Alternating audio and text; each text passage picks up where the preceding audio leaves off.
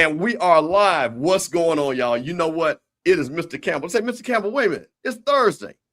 It ain't HBCU Coaches Corner on Tuesday. It ain't sipping on Sundays on Sunday. What you doing on Thursday? Well, let me tell y'all something. See, me and Scotty, y'all don't know. That's my son. So me and him have a lot of conversations. Guess what? You'll be shocked that guess what? We talk more than just HBCU stuff. So we talk NBA, we talk NFL, talk Power 5. So you know what? On a Thursday, I said, you know what? We got to throw down. So that's what we got. So we got a new show that we might start called the Throwdown. But you know what, though? We get ready to throw down on one topic. And the Throwdown is basically going to be this, guys. It's going to be one topic that we're going to talk about. We're not going to be talking about no hot topics or anything like that. We're going to stick to one topic. And this topic is really going to be about the NBA, LeBron James, and free agency, because guess what? It's a lot of people talking. So, man, I'm going to say it right here. First of all, let me introduce the people that join me on this ride on the Throwdown. We're going to start with my boy, Herb, what's going on? HBCU Hoopsweekly. Herb, talk to the folks. Man, I'm good, man. I'm good. Just these dog days of summer. Back on the road on the workforce. Scotty, I'm in your in your former neck of the woods in northernmost Moco, going to fresh. Hey, yes, sir. Yeah, man. I'm like 240, baby, 301. Yeah, we in there. Yeah, man. Being a DC/PG County kid, that's odd. That's kind of what it is. Hey, listen, man. Not everybody has the tax bracket to be in Moco. You know what I'm saying? They just... Watch out, bro. There he is. That boy making some money, ain't he? Man, listen, dude. My job takes me out past Clarksburg that's different. That's different. Man, Clarksburg is different. That's different. Yeah, I remember when it first caught up, I was like, it was like the boonies, and now it's like all built up. That's crazy. Yeah. Clarksburg, Boyd's out there by the outlet. Yeah, it's crazy out there. It's nice. A lot of, I call Maryland Townhouse City. Like you can find a townhouse in Maryland like nobody's business. Man, listen. Now, once again, you know what? He's working hard down at Alabama A&M, the university. But guess what, though, guys? They told him certain things he can't talk about, but they didn't say nothing about the NBA. They did not say anything about the NBA. So guess what? He's back. He's back. He did not. Y'all have no idea. I've been working on this because my boy been sitting up there. Hey, listen, let me tell y'all something. Because this I love this boy right here. But I know he'd be dying. He'd be wanting to get that microphone. He'd be like, Mr. Campbell. And you know what? Though? He got a family. He got to protect the net. And I got a mortgage. I got a mortgage. So there's nothing he can do that can get him in trouble because guess what? We're gonna talk about the NBA, the NFL, and we're gonna talk about this. So wait a minute. So look who done popped up. So see, and I'll say listen, he's always good for a pop-up. Always good for a pop-up. Just come to the cookout. Man, I just wanted to remove that banner. I ain't got nothing to say. I'm just listening. I'm just listening, brother. That's all. I'm just doing some tech support. That's it. See, that's my guy. Look, HBCU Coaches Corner, Rocky Miller. Like I said, but Rocky, this is a real because Rocky, I saw your post that you said now you ain't a Laker fan. So we go out the. Oh yeah. I need to find a new team, man. Soon as Braun make our decision, I'll have a new one. So absolutely. So listen, man, we gonna get right into it because the news of the day. 8 years of Lakers. Scotty, super fan. LeBron. Guess what, man? The Lakers, or LeBron said he wanted to move on. So I'm going to play this little clip to get us started right here. And then we're going to talk about it on the side because what I want to really know is you guys as fans, what do you think about what the Lakers have done? What do you think about LeBron's next move? But I want to kind of talk about this and let them set the table. So, Sham, he got everything going and everything. So let's pull this up right here. Let him talk about it. Here we go. James, point blank, wanted an opportunity to go somewhere where he can have happiness. And what does happiness mean? Sources close to LeBron James told me a place where he can play meaningful basketball, can compete on a night-to-night basis. And we've seen the last couple of years, there's been a lot of changes come to this Lakers organization. So for LeBron James, the priority in leaving LA and going to a new home is finding that happiness and finding a place where he can compete at the highest level. I'm told this is not going to be a financially driven money-driven decision for LeBron James coming up. And then you get to the who of it all. I am told LeBron James will not be in a rush in his decision, but expect a dozen teams that are contending, teams that have aspirations to potentially go far in the playoffs. Reach out to LeBron James, express interest. 3 notable teams that everyone around the league is keeping an eye on with LeBron James: the Golden State Warriors, the Cleveland Cavaliers, and the Miami Heat. 2 of those teams LeBron James has already played for and has won championships with. Many more will be trying as well, and I expect Rich Paul is somewhere getting already pitches and offers as we speak. Scotty, when you heard the news that, and I like to say this, that LeBron James broke up with the Lakers before they broke up with him, what was the first thing that you thought?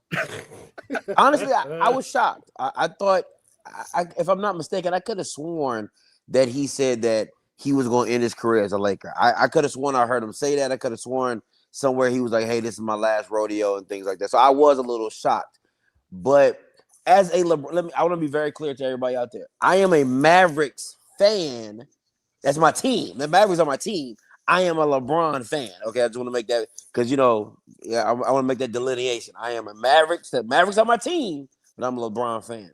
So I feel like Rocky, as we make our decision, right? As which honestly, I was talking to one of my coworkers. I was like, it would be dope if he called it the last decision. That would be fire. Like a series called the last. Listen. Just saying.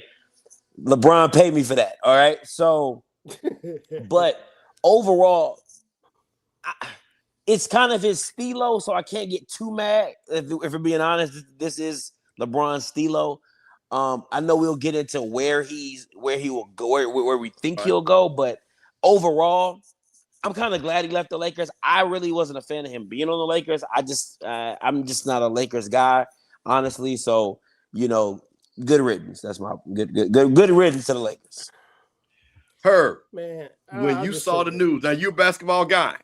When you saw the news that LeBron James broke up with the Lakers before they could break up with him, what did you think about it? I mean, it was expected, to me. I mean, I'm you ain't got no sound, Herb. Oh, damn. Can you hear me? Testing. I can hear him. Oh, I can't hear him. Yeah. Guys, in check. Can you guys hear Herb? I'm gonna log out and log back in. Okay. Yeah, because Herb, I can hear you. Yeah. I mean, honestly, man, to me, it was expected.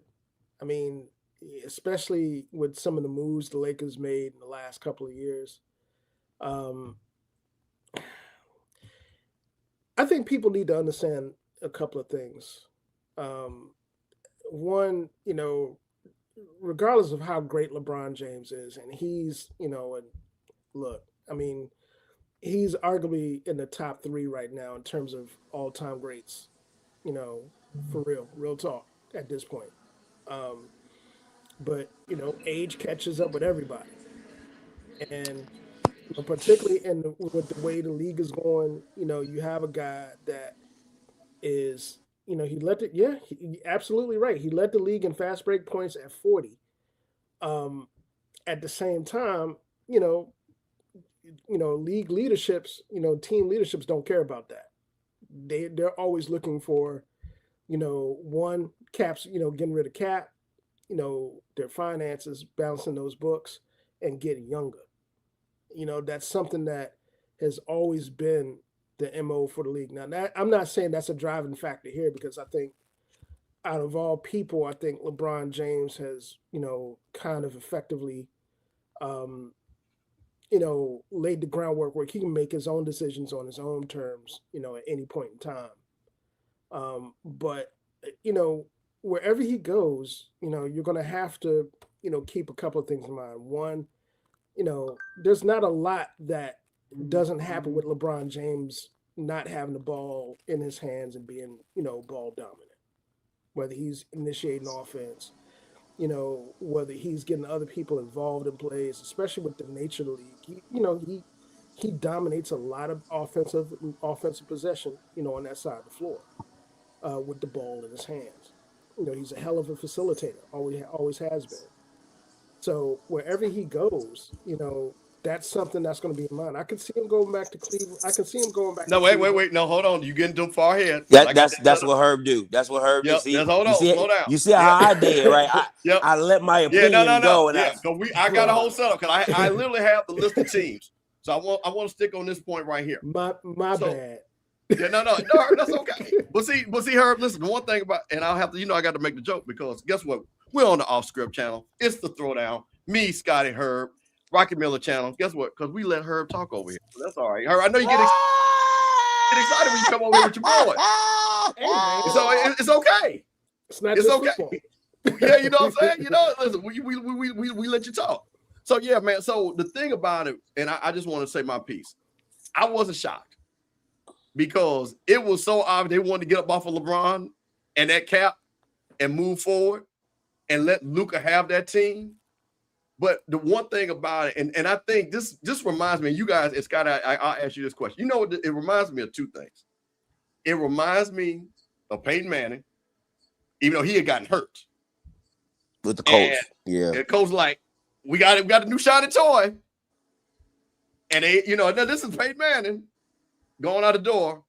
And for whatever the reason, and I still don't, because he was playing at a high level, Tom Brady leaving the Patriots and going to Tampa. That was crazy. That was crazy. So when I saw this, I because you got to understand something for LeBron.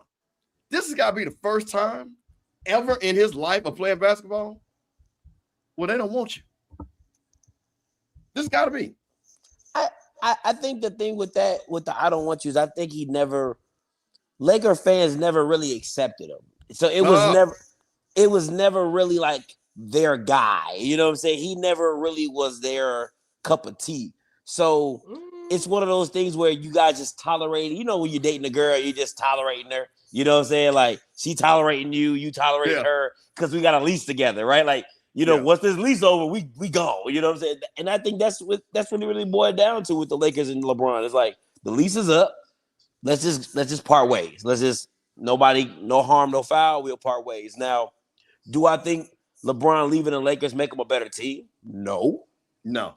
But hey, they're the Lakers. They'll figure it out. So that's where I'm at with it.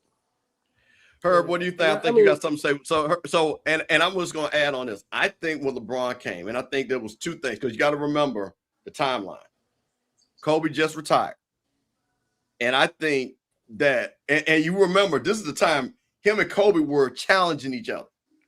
And I think you had people that Kobe's the best player in the league, and then you had the LeBron people. And I think the Kobe people never, to Scott's point, ever accepted LeBron.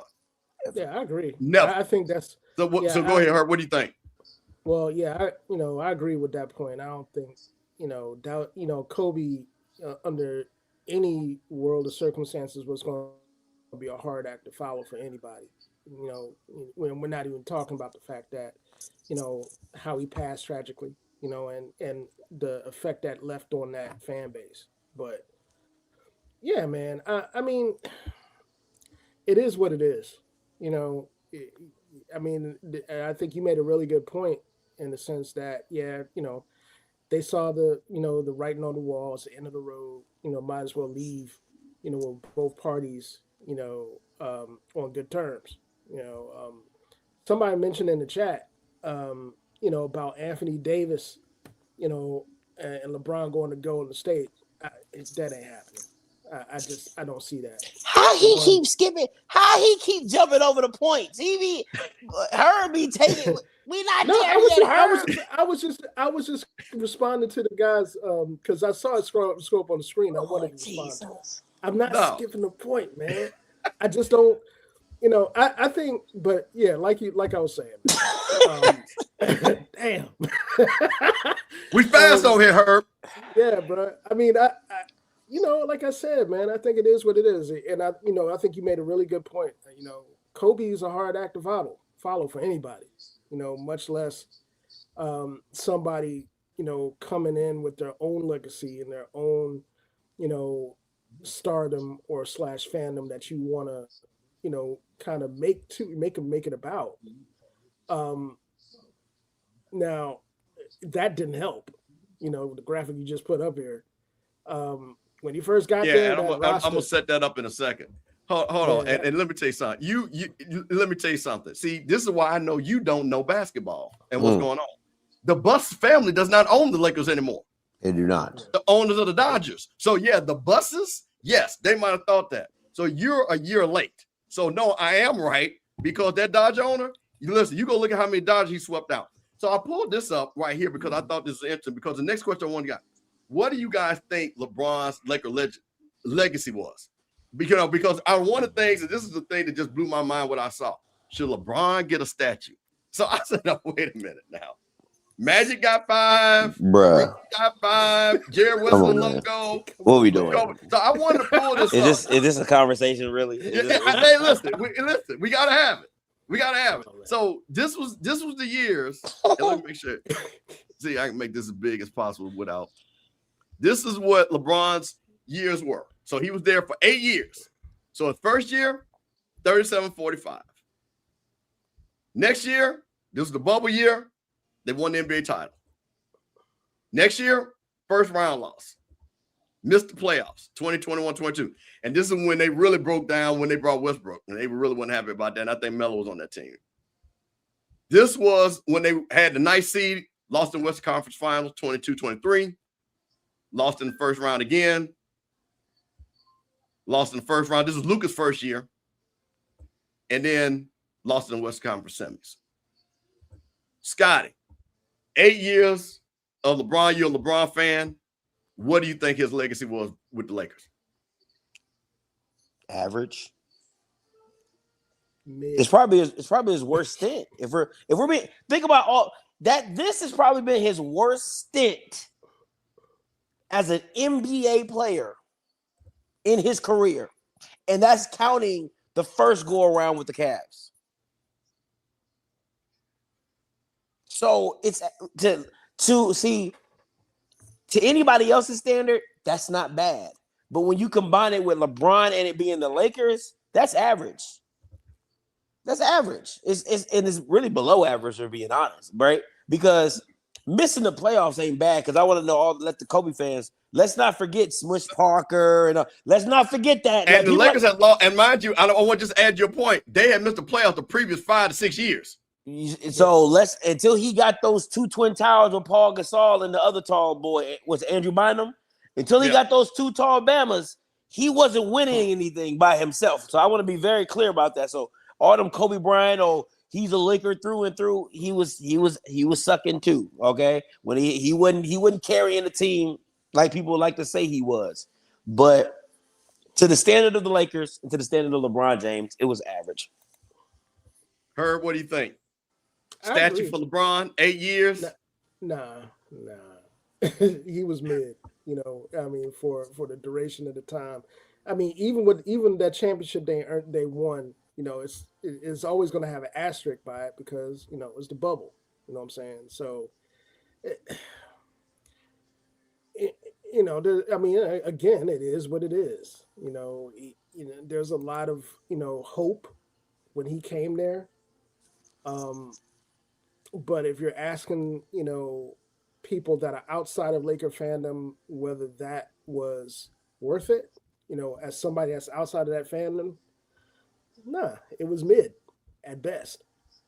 I think, and that's something that I think is going to, roil a lot of people that are more so LeBron fans than simply Laker fans. Because Lakers, like I said, to a T, most of the Laker fans are like, okay, yeah, great, peace out, homie. We'll see. We'll talk to you later. But yeah, if you're talking about the sum of his Laker career in terms of whether that's worth a statue, nah, not even close. I don't see it.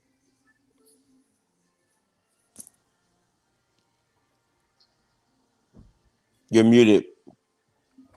So this kind of leads in. So ESPN kind of talked about this, and then this is going to lead into the next discussion about where she should go. I'm going to play this video and then get you guys on the other side to see what you guys think about what they said about LeBron's legacy here.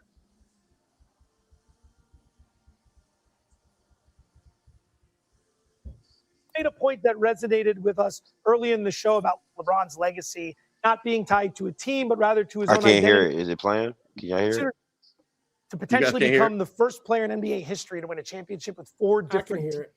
You think that's something that That's on me then. You go ahead, finish up, Mr. Campbell. No biggie. Okay. I already watched it on Get Up this morning. I watched it. he might be factoring in?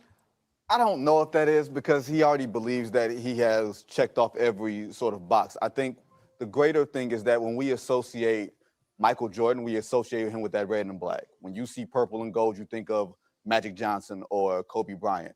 When you think of LeBron James, you don't think of a jersey. You think of LeBron as a singular franchise, as a player who has gone to these different places and has stamped his mark in these places, but ultimately is not of these places. He is of himself. And I don't mean that as a selfish thing. I mean that as a very freeing thing. Like, he had no problem going to Kobe Bryant's franchise. He had no problem going to Dwayne Wade's franchise.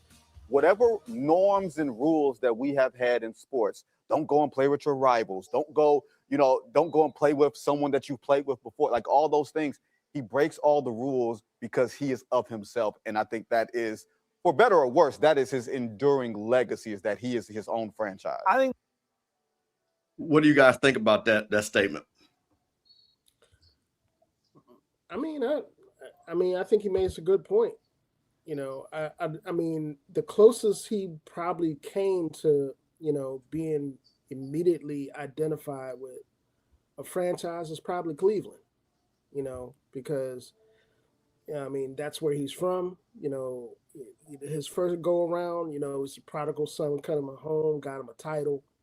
You know, and then you know, after that, you know, he kind of lost that. He didn't have that type of, you know, identification with the city of Miami. You know, he didn't have that type of identification with the city of LA. You know, it's just, you know, I think there's a lot of truth to what, you know, that guy in the interview kind of laid out. You know, like I said, I think the closest place that he came to doing that was Cleveland. And that was because, like I said, you know, there's a lot of other factors that go along with that. You know, him being from Akron, you know, like I said, coming home, so to speak, you know, bringing the hometown franchise his first, you know, really first championship in I think ever. So, you know, I mean, in my opinion, that's, you know, I think that's the closest. You're not going to, you know, if anybody is going to say, well, I identify LeBron James as a Laker through and through, that's not going to happen. That's not going to happen. You know, I mean, I think somebody in the chat, you know, mentioned, you know, people judging Shaq. Shaq is more of a Laker than LeBron could probably think of. And that has everything to do with the fact that he was part of one of the best tandems in playoff history, you know, as a Laker. You know, Shaq and Kobe, those are Lakers. You know, people talk about the Lakers. There are certain personalities that they talk about. There are certain players they talk about. You know, Kobe being one, Shaq being another. You know, Shaq is, you think of centers, you think of, you know, Kareem, and then you think of Shaq in terms of Lakers centers. Yeah. So, guys, here's the thing. So, LeBron's next move. So, I've got, you know, ESPN has got a couple of teams. Now, we've heard the teams, the Golden States, the Miamis, go back home to Cleveland. Now, all of a sudden, and, you know, Brian Windhorst said, what can a team do to really attract LeBron? The big move with Philly, bringing in Jaylen Brown. So I'm going to pull this up, kind of talk about their pros and cons, and we can talk about this on the other side. And what you guys think of where LeBron should go. So this one right here, when I first heard this, and Golden State, but here's what they say. Golden State Warriors check all the boxes for James, maintain strong relationships with Steph Curry and Draymond Green, longtime rivals. They won the gold medal, you know, at the Olympics. Golden State will be practical for LeBron. He put down roots in Los Angeles. So basically he could go live in LA, you know, commute to the Bay Area, join the Warriors organization with a reputation accommodating the stars. The Warriors, like the Lakers, are a glamour franchise. But the cons. While Green declined his player option this week, is a move that could potentially cause Golden State to build a sign James. The Warriors have big contracts on their books with Curry, Jimmy Butler, and Porzingis, which was interesting on the re-sign when I saw that. which kind of let me know, even though they can move Jimmy Butler, I'll talk a little bit about that to get AD. So basically, in other words, James will be looking at Steve Pagan, which he talked about, that he's not looking for money. He's looking for fit, which we heard about. And then also, too, the age of this team in the West. So, guys, let's talk about this team and this fit right here. Well, let me bring Scotty back on. Well, there you go. Herb, we'll start with you. Keep it short because we're going to roll around. What do you think about his fit with Golden State? Too old, man. It's too old. Herb, Man, speak up a little bit, too, because people said they can't hear your mic. Testing. Can you hear me? Yep. Yeah, just speak up a little bit. He's in testing. Hey, man, force of habit. Yeah. Okay, back up off me. Yeah. Go ahead. I mean, the first thing that comes to mind is age, man. You know, I think, you know, yeah, I agree. It would be fun to watch, but, you know, you got to think about what that age translates to, you know, during the full season. You know, you got another year, you know, Steph Curry, you know, obviously Steph, you know, has got skills, age, you know, that are ageless in terms of shooting and putting the ball in the basket. But yeah, I don't know, man. That to me is something that is, you know, it's precarious. Yeah. You know, and that's the other thing too. Somebody mentioned the trade for AD to Washington. Washington ain't doing that. Washington, you know, Washington's building a young core there with the Vance and some of those kids they got coming in, and I think AD and those guys are starting to buy into it in Trey. You know, I don't see that translating to wins immediately, but you know, I see that as a more amicable destination for Davis as opposed to going back west. Yeah. You know, Scotty, what do you think? You got Golden State down the road, Steph Curry. They said I always want to play together. What you think? One, I think everybody who hates LeBron is going to confirm why they hate him because of stuff like that. Like that's really for real. Like that's like he's the guy that goes to the court and he's like, oh, I'm just gonna wait till the good team is available. Like, you know what I'm saying? Like, you don't just jump on and play. You gonna sit and wait. Hey man, can we pick you up? Nah, I'm gonna wait for them. Like, it's come like, man, just play ball. You know what I'm saying? Like, that's the issue with people who hate LeBron. They're gonna be like, that's all he does is running. He run. Because if you just look at it from his time at Miami to going back, because people don't forget when he went back to the second stint for the Cavaliers, they had Andrew Wiggins. And he made them trade Andrew to get Kevin Love because he didn't want to deal with a young squad, right? So now you got Kevin. He built that team to what it was, and then you go to the Lakers, and then you get rid of the young guys, Lonzo, Brandon Ingram, and all them. Randall. You know what I'm saying? I don't think people realize how many people were on that squad that are still in the league based off of that trade. I can't hear you, Mr. Campbell. I don't know what's up with my sound. Not just in the league, but in the league and producing. That's the big thing. You know, Herb, can you hear me clear? Yeah, I can hear you. I can hear you clear. Yeah, I know you can. I don't know what it is, but that's why I keep coming in and out. But I'm gonna just finish my point. I'm gonna jump in and out. So, going back to the Warriors, right? For me, is this the reason it fits LeBron is because he doesn't have to teach championship culture. He doesn't have to teach what it means to be a champion. He doesn't have to, you know, put somebody under his wing, and he don't got to do none of that. It's day one is championship or bust if you go to the Warriors, and everybody knows it. Everybody's okay with the expectations, and that's a LeBron type team. I 100% agree with Herb. That shit's nursing home old. Okay, like that. You can't keep up with none of the young guys that's going to be ripping and running around there. Boy, and at the end of the day, emu right there, boy. Dog, you know what I'm saying? Like, and then at the end of the day, I think if I'm Washington, I do make the trade for AD because I'd rather take the younger piece of Jimmy Butler and move him later than the old beat down, always hurt, can't do a full season AD. Because you already know what AD gonna give you 40 games. He gonna get hurt most of the season.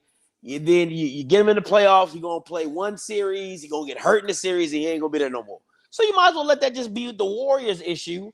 You get younger. You get Jimmy Butler, who's an asset, a veteran. And then maybe move him later for some pieces. But Yeah, I would definitely trade. I would trade AD so damn fast, boy. But I'm gonna jump off and I'm gonna jump back on and see if I can get some sound. Yeah. Yeah, So I get. so Oh, go ahead, Herb. Go ahead. No, I'm saying I get where Scotty's coming from, and I agree to an extent. I just think it's a wash either way because, you know, we're talking about Jimmy Butler being younger, but he ain't that much younger. You know what I'm saying? No. So Probably like 2 years, probably. yeah, that's kind of, you know, to me that's kind of a wash. You know, and I think for, you know, for what Washington has, you know, they already guard heavy. You know, you got Trey in that backcourt. You know, you got, you know, a lot of younger pieces that are really, really rounding in the floor, Bub Carrington, some of those cats. But yeah, man, you know, like I said, I think that's a wash. If they do that trade, it's, you know, it's one, you know, it's one Asian vet for another Asian vet in my eyes.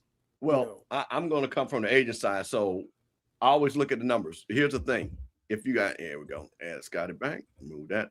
So one of the things that you got to remember, if Washington does this trade, they do this trade for cap relief, because what would happen is if they trade Jimmy Butler, this is his last season. So you're talking about $50 million. You trade AD, you get that $50 million, you don't re-sign Jimmy Butler. Now you got $50 million of cap space. And then you go try to find another young guy, a young big that's out there with $50 million, that now you got the band. To your point, we ain't going to get on Washington too much, but I'm just using your example of Star, the Banzer, Trey White, and then you get another young guy again. Because case in point, and I'll just make this because I want to keep this. Because here's the thing. You already hear in New York talking about they don't want to pay Karl Anthony Towns his money. So you start doing that, he's up for an extension. Crazy. So does he come on down I-95? You know what I mean? If they would make that move. If I'm Washington and I'm sitting up here doing this. Again, now here's the thing. Just on the last part about that. Rich Paul, only way he gets paid is to get an extension for AD. So if he comes to the Warriors, it's going to be because they're going to give him an extension, which I wouldn't do to your point anyway. So now, next team that they said, which I think, shout out to A Willa 38, fam, you were in the house. She just said it, and we're getting ready to pull it up. She said he's going to the Cavs. I don't think he's going, but let's talk about the pros and cons about the Cavs and what they got, what ESPN has, pros and cons. So, of course, we all know local hero, hometown boy, be his third stint. And then this is the thing where I thought about and I really want to hear you guys, because one of the things is two things about this. Where does LeBron play? Where does he fit? But they said Cleveland could use his playmaking size and playoff experience because how they were swept by the Knicks. Because Ken Atkinson was like, we played really good because of analytics, but I never known analytics to ever win a series. So again, that's one of the things. And then, of course, it gives them a little bit more size in the backcourt.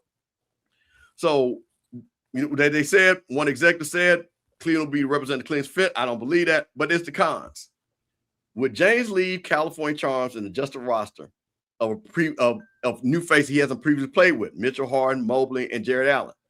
Cleveland took a step back in the chemistry department last season after the sensational 2024 campaign, and Kenny Atkinson struggled at times as a game manager in the East Finals. Though Atkinson's been an NBA head coach assistant, this will be his first time working with James. Scotty, back home, the Akron kid, does he go back to Cleveland? I say no. It's not enough star power. You ain't got too much left in the tank. I can't take a risk because first of all, you can't trust James Harden. Let's just keep it a buck. And you can't trust James. And then on top of that, I love Donovan Mitchell. I think if I was James, I would ask. If I was LeBron, I would ask them to trade James Harden and get somebody.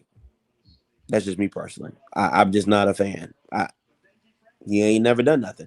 Now you can treat James Harden like you treated Kyrie Irving. Teach him how to win. Teach him how to manage the game. Teach him how to be relevant. In the game 6s and game 7s. But I think, man, it's hard for a leopard to change their spots. And for right now, Harden is a walking problem in game 6s and game 7s. He just never shows up.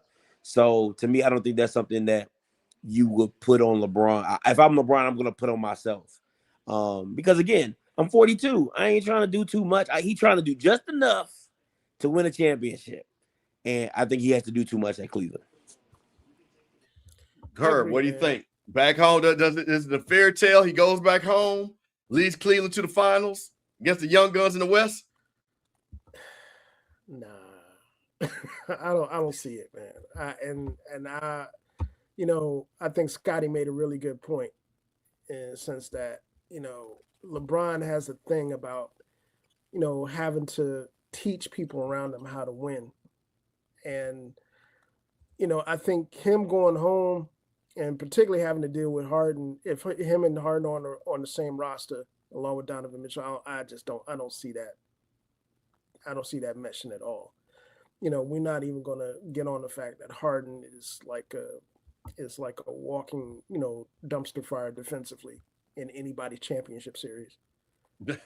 So I can see how that would, just immensely piss that dude off. But yeah, I don't see it. I think there's just, don't get me wrong, there's some pretty impressive pieces there at Cleveland, under different circumstances. If he was coming back, I could see it, but with the way it's made up, and again, Harden is the big name that's on the roster that is a liability, and as long as he's on that roster, I don't see those two coexisting in the same spot. Yeah, I totally agree, and I'm gonna keep it moving because I want to get to the next through. Everybody wants this fairy tale. LeBron comes back to Cleveland, but I don't like the fit of the team. I don't like the fit. Like I say, if they had another small forward, move LeBron to the point, Donovan Mitchell at the 2, get rid of Harden. Now, which is the crazy thing is Harden opted out of his contract to re-sign a long-term deal. So here's the funny thing. If Cleveland wanted, let's just say, because we know LeBron, let's just say, I'll come, but Harden, I can't play with him. They got the out because listen. Now think about this maneuver. And I don't know what piece would be, you know what I'm saying, what LeBron is out there, but let's just say a 3-and-D guy or a really good defensive guy, because that's what they would need, you know what I mean, to fit that team. The opportunity, and what's crazy, because Harden opted out, they could give LeBron a little bit more money. So he could get a little bit more money, kick Harden out to you guys who I think we all agree. Well, you know what? Hey, sign Rui. You know what I mean? You could do that for a little bit of money. And you probably could get another guy with to fit on the Harden, because according to LeBron, he's taking low money. I like that. If you had Rui, Jared Allen, Mobley, LeBron, and Donovan Mitchell, I think you got something there. I like that a lot. I like that a lot. I think the question that goes is, can you win a championship with LeBron being your number 2? That's the only question. Can you win a championship with LeBron being your number 2? Yeah. And that leads me. So you know what? That's a great tease, because that leads me to the next team where he would not have to be the number 2. So let's talk about where I think, and this is why I think he should go, but I'm gonna let you guys go. I think he should go to this squad right here, the Miami Heat. And Scott, as you talked about it, James' previous stint with the Heat was the most successful of his career. We know he won 2, went to the final 4 straight years. And of course, they got the Godfather, Pat Riley. And as a lot of people think in the NBA, Eric Spoelstra is one of the best coaches. He knows how to deal with LeBron. And guess what? They got Giannis down there. They lost Tyler Hero. Norman Powell just signed with Chicago. But guess what? You got Bam Adebayo. Also, you got, and don't forget this, they didn't say this, Andrew Wiggins is down there. So now, the cons, where Antetokounmpo and James be able to get the most out of each other, and Antetokounmpo star partnership, which I don't even think this is not even comparable. Damian Lillard, Spudderman, I don't even think that's comparable. James never seemed fully satisfied with his reduced offensive role with Luka Doncic as arriving in Los Angeles. Style of play could be another tension. And Antetokounmpo is his best when he can get downhill, while James more comfortable controlling the games at this stage. I think right here, the Miami Heat will be the team, because, Scotty, to your point, I think what LeBron could do is what he did to the Olympics. He could pick and choose, and when it was time for LeBron to be LeBron, he got it going. And then, Steph, you know what? You go ahead and take it home. But I'm gonna get this 15 minutes in, and he was and this at LeBron. Think about this in the Olympics. All these guys, and they still said LeBron was the best player on the team because of the way he facilitates. Scotty, what do you think about him going back down to Miami? I really pondered on this. If I had I would say this isn't my number one choice. It would be like my number two choice.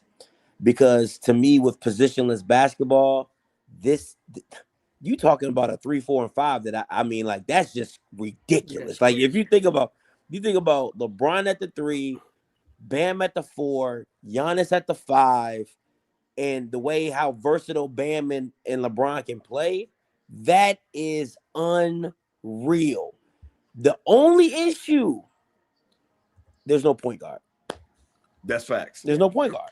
Like, No and point guard. you're not going to ask LeBron at 42 to be the point guard for 82 games. You just ain't going to do that, right? Yeah. So I need a point guard. I need some, because you can find guys that can shoot, you can find guys that can do 3 and D, but you need a facilitator and that can coordinate and smart. Like, if they could just get a Rondo and put him on, man. Well, Lord let me ask you this, and I don't know how, and Herb might know this, but I'm glad you said Why that. does my sound keep going?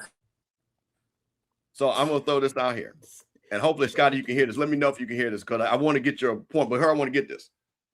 Portland has a plethora of guards sitting up that's there. what I was thinking about. You got Scoot Henderson, you got Drew Holiday. That, again, now, Scotty, to your point, Scoot would be young, not experienced, but doesn't, because he's around these veterans, can he be like Mario Chalmers was, that took that beating from Dwayne Wade and LeBron to be just a functional, and Scoot is a better offensive player to me. Let me, Scott, bring it back. Scoot is a much better offensive player. So there's Portland out there that's got this plethora of guards. And like I say, Drew Holiday, maybe they probably can't afford, because he would want top dollar, because he's a top dollar steal guy. But a Scoot Henderson who's still on a rookie contract, what do you think? So, Herb, what do you think? LeBron to Miami? Yeah, a couple of things. I think that's, of all the choices we've talked about to this point, that's the best personnel match possible for a lot of the reasons that you and Scotty kind of laid out. The 3 and 4 and 5 positions, in terms of the versatility that would offer the league, is ridiculous. LeBron can run point forward in spots, but he's not gonna be running that. The good thing about that, though, is that there are just so many really, really good point guards that are in the league right now, and not just point guards that are unattainable, but point guards you could get on the cheap. You know what I'm saying? So to me, if I'm LeBron and I'm looking at potential places that I want to go and make an impact and win and have the pieces to actually make that a reality, Miami would probably be at the top of the list. Of course, the requirement would be, hey, look, we need to find a point guard. You know what I'm saying? If we're going to go. And I like Scoot. I love Scoot Henderson. Scoot Henderson's got a ton of potential. Yeah. Heck, you got point guards on the rosters of just about every squad in the East, that could conceivably, just plug and play and really make an impact. And it doesn't have to be a big name to do it. You're not gonna. Yeah, in fact, I would avoid doing that. I know people are talking about, they're floating Ja's name, across the, in certain circles in terms of trade bait for certain places. But I wouldn't go to a big name. I'd take a really serious look at some of these rosters and who they can get rid of for trade space, cap space, and shop there, because there's just a lot of really good point guard talent in the league right now. So this squad made me think about Scott. The young guns. I don't know why I can't hear you, Mr. Campbell. I'm gonna have to get back out and come back. Okay. No problem. So this is when I saw this. The Timberwolves. Anthony Edwards. Shout out to Anthony Edwards, Georgia's finest. LaMelo Ball, and Anthony Edwards was the one co-signed this trade because him and LaMelo are really good friends. Got a point guard. You got Anthony Edwards, as they want to say, the next face of the league, superstar. But they lost a lot of people on the front line with Julius Randle, Naz Reid in trades. But you still got Rudy Gobert. and you still have McDaniels. That's the small forward, right? Herb McDaniels, Right. yeah. So you could go LeBron, McDaniels, Rudy Gobert, LaMelo Ball, and Anthony Edwards. Now, mind you, this is the same team again that has gone to the conference finals last couple of years. So now, just kind of looking at it, James said, talking about he's a longtime fan, Anthony Edwards, and he's saying with Ball and James on board, the Timberwolves roster would be more championship ready on paper than any other point in Edwards' career, including during his trips to the Western Conference Final 24 and 25. If James wants a shot at fifth ring, he'd do a lot worse than Minnesota, which I thought was interesting. But the cons, leaving Los Angeles for Minnesota with culture shock, I totally agree. James must decide whether he would benefit from a lot of offensive load, which I don't think LeBron is trying to go average. And I keep hearing this. I don't think LeBron is trying to go average 27 a game. I think he wants a lighter load when I hear this. And then also, too, Minnesota, they don't have one of those big billionaires with a whole bunch of money. That's the reason why Karl Anthony Towns not on this team, because Alex Rodriguez and this guy Mark Lloyd have bought the team, and they don't have those deep pockets. So Edwards, Ball, and Gobert are already on the books for $126 million, though the money is believed as a top priority. James would like to receive better financial offers. Let's see if Scotty back. Scotty, back? Yeah, I can hear you. Let me tell Scott, you. I'm gonna start with you. This is my 1B. This is my 1B team right here. Okay, you know what? Hold on. I know you so well. When I saw this, I said, watch. See, because you think out the box, and you listen. So let me tell you something, y'all. Once again, this is the Throwdown on Thursday night. Offscript, we got him on. Like I say, he ain't on no budget. He can come on and do what he wants to do. Got my man Herb right here on HBCU Hoops Weekly, man. We're talking LeBron. We're talking free agency. But here's the thing. Let me tell you something about me and Scott. And I know like the back of my hand. Anything old, he want to throw him out. Anything young, put him on the shelf. So go make a case for the young boy, Scotty. Go ahead. Listen. I love this team. The only hiccup, the only reason it's a 1B is because defensively, they would be a liability. They ain't got Nas Reed. Melo's not a great defender, but Rudy Gobert is a great rim defender. He's not going to ask to get the ball.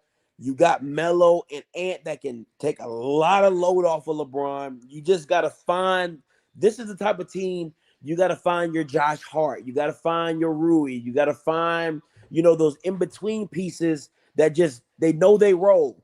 But LaMelo and Ant – because Ant's done it by himself. Like, let's be – by himself. He's done it by himself. So – I love this team. I just don't think he wants to go to Minnesota. Yeah. But gosh darn it, this is my 1B team right here. If he went to Minnesota, I would be all on board. Choo choo. I'm on that train. Okay, Herb. You a little bit, you ain't the Gen X like me. Go ahead, make the case for the young boys. Man, what you think? I think that's I think Scotty makes some pretty good points about Minnesota's roster. I just don't think they recover from losing Julius Randle, Nas Reed, right. And some of those other pieces, man. It just that changes the entire defensive makeup of that team. And Julius Randle, wherever he's been at, he's been an X factor. That dude is so, he's such a good two-way player. I mean, where did he go? I'm trying to. Julius got traded. He got traded to. I can't remember right. Wait a minute, because he was not in the Charlotte trade. He went to the Nets. He went to the Nets. Yeah, and I mean, and I'll be honest with you, man. I'm still looking at the Hornets sideways for letting LaMelo Ball go. In terms of that core, that young core talent they had there, man, I don't get it. But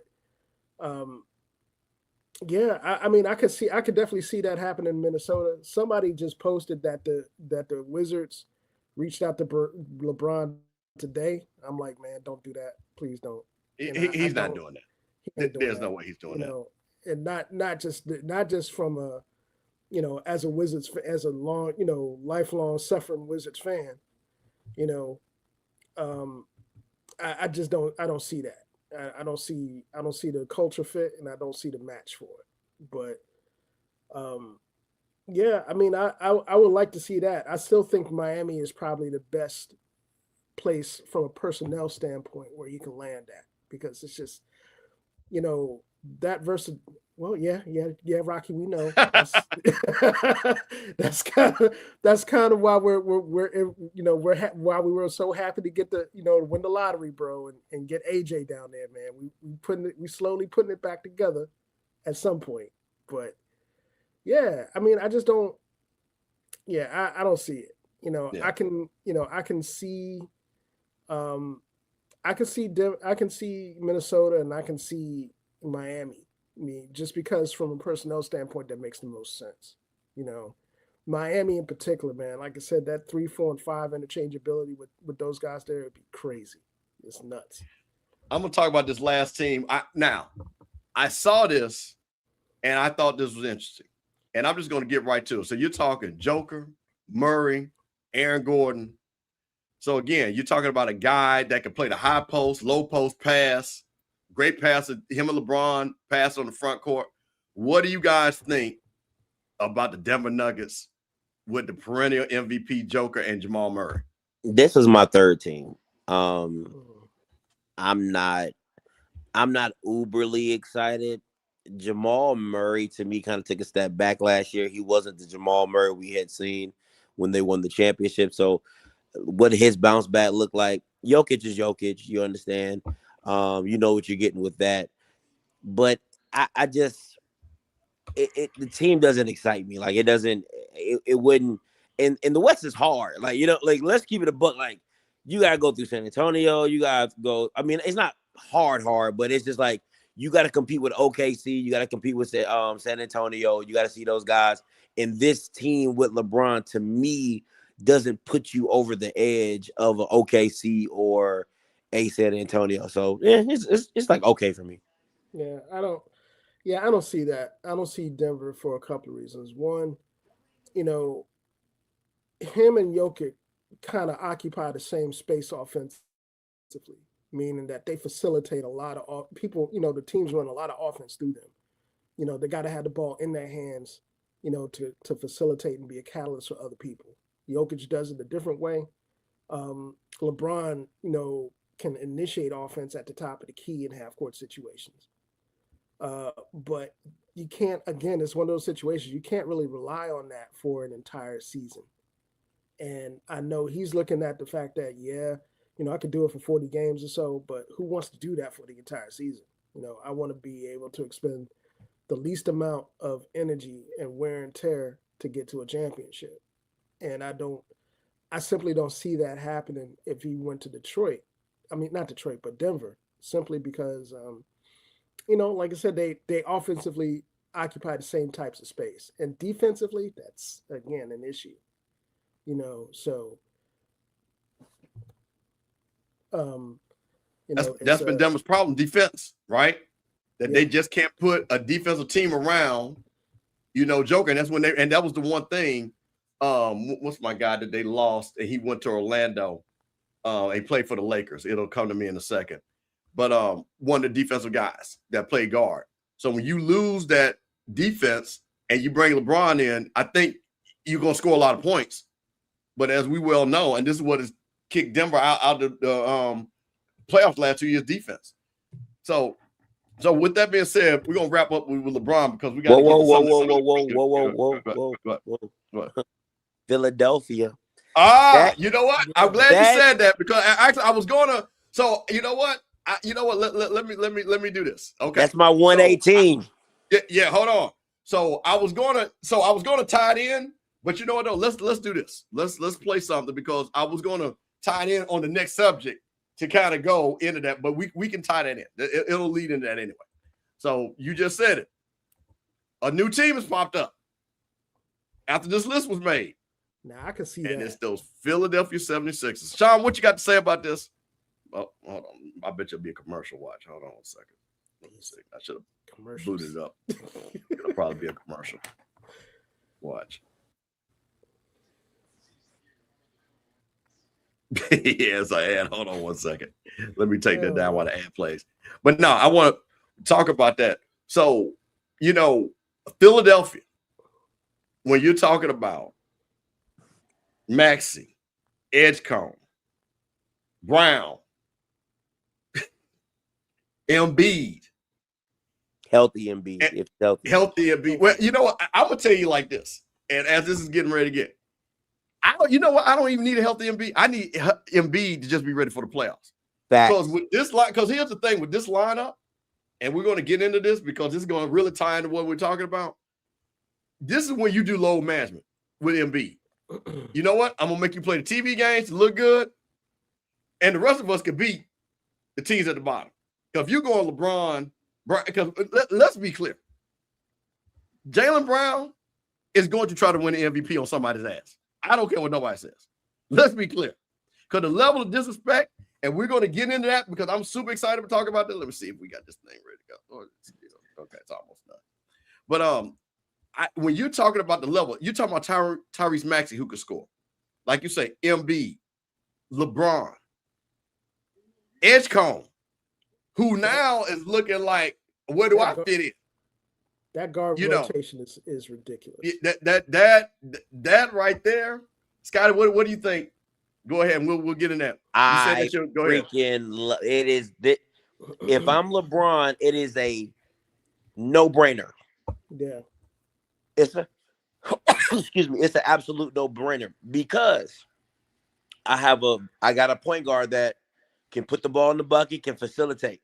I got a two guard that can get as hot and streaky as anybody in the league. I got Jaylen Brown, who's a veteran champion, finals MVP. All LeBron got to do is manage the game. Like, that's literally all he has to do. He doesn't have, and he can play power forward. He can play three. He can play whatever. If you want to go small, you can go with him at the four and probably get another a backup big to protect Embiid or whatever.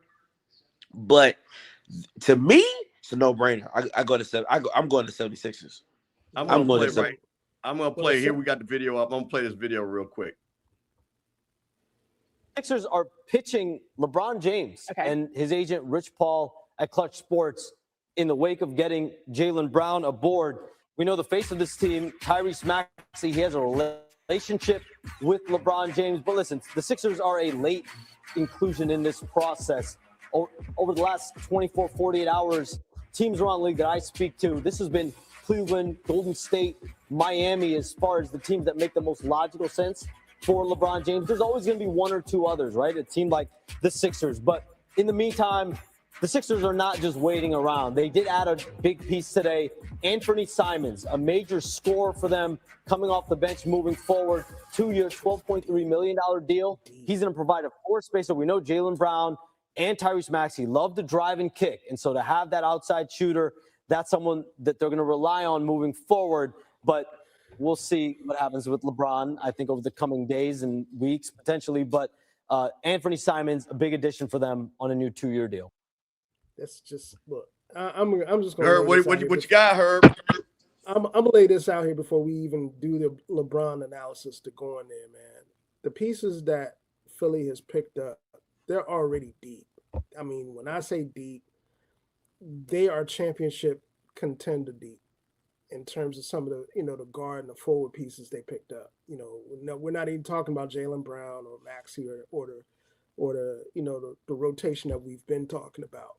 Now, you add LeBron potentially into that mix, as a plug and play piece at the 3 to 4.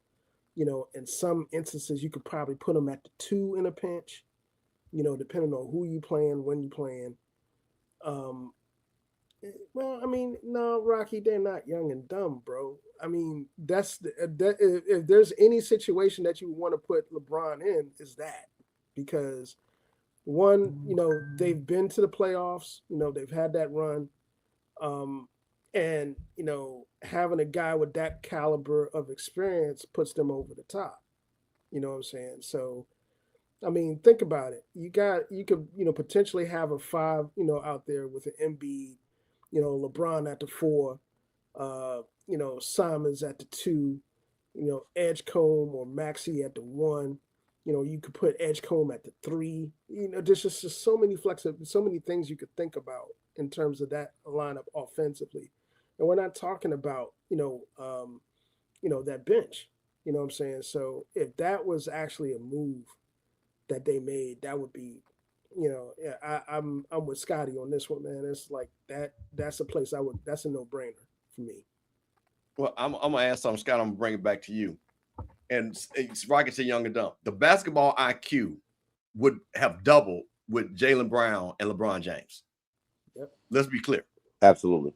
So that what you're saying, what you've seen Philly in the past, and Nick Nurse, who has won a championship. So you got a championship with coach, Toronto. Yeah. has with Toronto, and also know how to integrate a guy. Because remember, Kawhi was only there for one season. Comes in, understands how to move all the pieces around, and go to a championship. So to your point, Rocky, I think I'm like her. I don't think that basketball IQ will be anytime LeBron James is on the team. And I think I saw no, LeBron is never going to be no six man for nobody. That's never happened. Yeah. So that's definitely not happening. So, and like Isaiah said, now you're talking about a defensive team, a defensive coach. You've got Embiid who can block shots. You're talking about Jaylen Brown, who's already said, I'm the best two-way player in the game. You got Maxey, like I say, driving kick, as they talked about, and Edgecombe, who's already a great defensive player as a rookie. So when I saw that, Scotty, what you just said, I think that if that was the take, if he wanted, because see, to me, if I'm LeBron, and this is what I want to get you guys, what do you think LeBron, A, is this his last year? And two, if he's going to keep playing, is he like, I'm not trying to just get rocking chairs. I'm trying to get another ring to piss people off. Because I want to get that 5. I got to at least get the Kobe and Magic. I might not get the Mike. But if I get that 5 and I get it with another team, what do you guys think? So what do you think LeBron's playing for right now, Scotty? A ring. It's championship or bust. It's just real simple. Now, to me, I think if you're looking at championship, the only reason why, to me, Golden State, I would lean that way is because there wouldn't be egos, right? Because everybody's on the same. Everybody, see, when you have like young stars, you have to fight with that ego of this is my team, this is me. I'm the new sheriff in town. All of those type of things. But when you're dealing with the Golden State Warriors, Draymond knows his role. Played it, you know what I'm saying? If AD get there, AD know his role. LeBron is gonna know his. Everybody's gonna know their role, and everybody's gonna fit to what is best for the team because they're like, hey, our goal is to win a championship. The only problem is that if I'm LeBron and I'm at Golden State, how do we deal with Wemby? How do we deal with Wemby at Golden State? Right? Like Draymond can only undercut somebody so many times, right? So it's that for me. That's why in the East is not easy. Like the East ain't easy. So No. It's all about, what it is. But to me, a team that was picture perfect ready to say, hey, let's make a run. Philly. Herb, what do you think about LeBron's fit? Well, you just kind of talked about it, but answer with my question. You think this is for him? Is fit to get to a championship? Is that what you really believe? What LeBron is really looking at? Yeah, I think it's championship or nothing. And I think I think you made a good point. He's doing it to piss people off. You know what I'm saying? I mean, the reality is that if he wanted to tomorrow, he could go out, leave the league on his own terms, and still be a first ballot Hall of Famer. No problem, no sweat. I think, getting another ring, is strictly for the haters out there. So I think that's something, people may not want to believe that, but I think that's a real big motivating factor for him at this point. I'm gonna give you a scenario what that reminds me of. Remember when Shaq got traded to Miami? And his whole thing was, I'm going to get one without Kobe. Yep. Yeah. And then I'm not going to say what Shaq said when he did his rap, Kobe, you can do what? Eat my blah, blah, blah. Because for Shaq, it was because it was a decision that had to be made. And Jared Buss said, I'm taking Kobe. Shaq, you can go. And that motivated Shaq for those 2 years of running down there to Miami, get to that second year, because I think they played the first year and the second year they won the championship with Shaq. Mm-hmm. But that was that. he was so driven because to prove the Lakers wrong. To me, it's the same scenario. Okay, Lakers, you saying because it's not about Luka. It's really about Austin Reeves and the money they gave Austin Reeves while LeBron is not back. You want to keep Austin Reeves, no problem. I'm gonna go here, and then LeBron will let him know. I guess I can still play as an old man. Yeah, that's exactly what he said. So with that being said, that leads into, man, there was a huge trade by one of my favorite players, other than, and I'm going to tell guys a story about why I got this. I never wear a jersey. This is the first time I wore this jersey, but I'll tell you a story reason why I got this on, because it's a pretty funny story. My favorite player, the Boston Celtics traded Jaylen Brown, and let's talk about it on the other side. That's the dumbest shit I ever saw. Well, we gonna get into it because there's a lot of layers to this that's now popping up. Yeah. So here we go. Jaylen Brown, and Sean's talking about it. Offered Jaylen Brown and 2 unprotected first-round picks for Giannis. They missed out, but ever since then, you know what's been interesting? They didn't just stop the conversations there. They continued to have trade talks, and by today, they were actively shopping, full-blown shopping Jaylen Brown around the league, trying to get teams' best offers in. My understanding is Jaylen Brown, throughout all of this, never requested a trade. He never asked out of Boston. This was all the Celtics. We'll learn more. This is obviously a very developing story, but Jaylen Brown is leaving the Boston Celtics. He will now be in Kevin Nagandi's with their 76ers. They offered. Herb, when you heard this, Jaylen Brown, and for what Boston, because I think this is also important too, what Boston got back, Paul George, 2 first rounders and 2 seconds. What did you think? I think Boston's the dumbest franchise in the last 10 years, be quite honest with you. You don't give up an MVP piece like that in their prime. In their prime, when you got him and Tatum, old dude together, man, that's, you build around them, and that's what's kept them in championship contention the entire duration of him being with that franchise. And I'm just going to say this flat out, because I think Boston is an environment that has been problematic for a long time, not necessarily from a basketball standpoint, but from a public perception standpoint as it relates to their fans and the players and how they relate to, particularly players that are like, Brown, that are outspoken, that are extremely intelligent, that, and they speak out on things that are outside of basketball. It's a bad look. It's a bad look for that franchise all the way around. You don't get rid of a guy like that because you simply don't want him on the team. You know what I'm saying? There's a lot more to it than that. And that has a lot more to do with, what he represents to the league.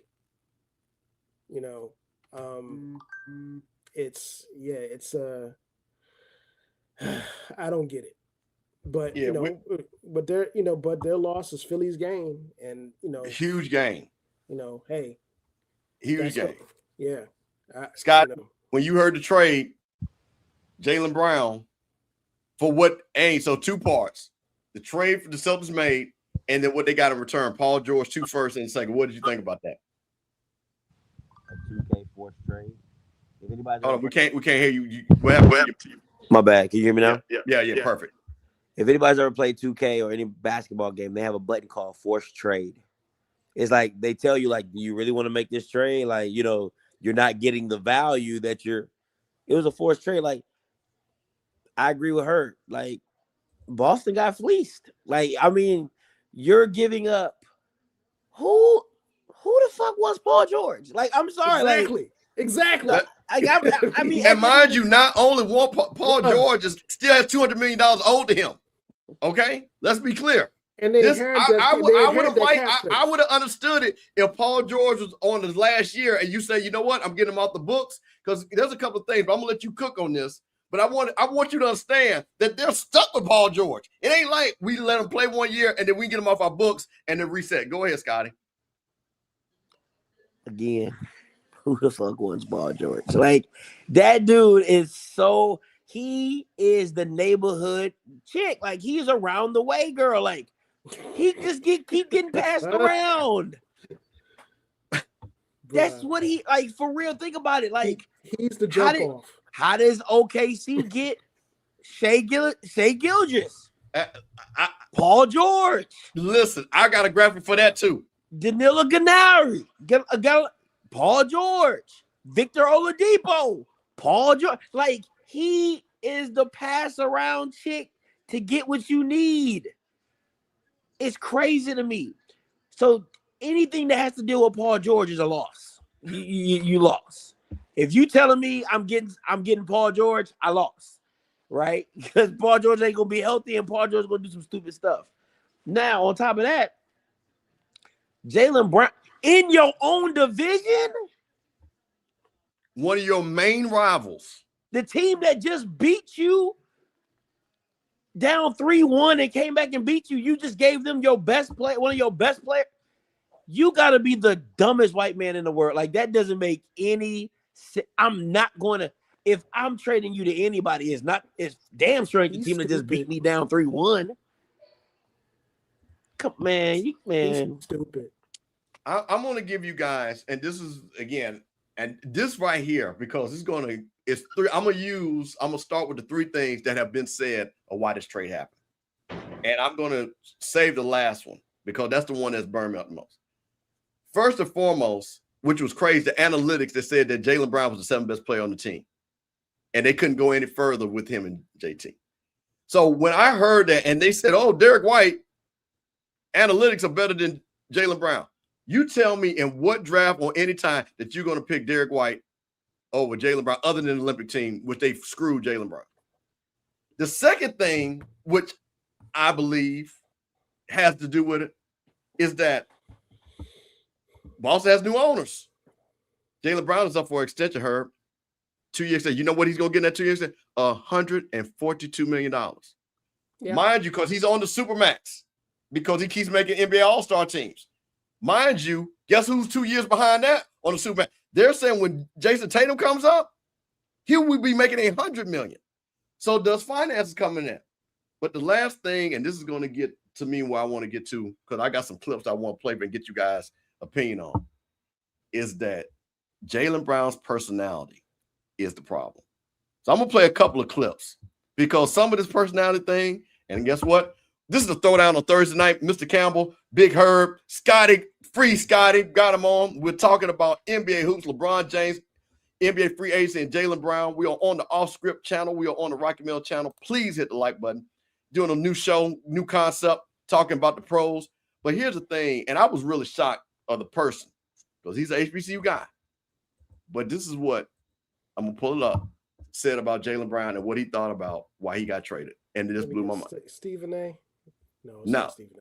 The Avery. He's almost as bad. That's Avery Johnson. Listen to what Avery Johnson says about this Bama here. Here we go. Not lead a team to an NBA Finals as a 1A player. And this is what Jaylen hears. This is what he hears. He's a terrific player. He's got to have Jason Tatum.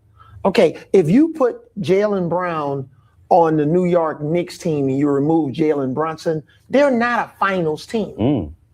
I'm telling you.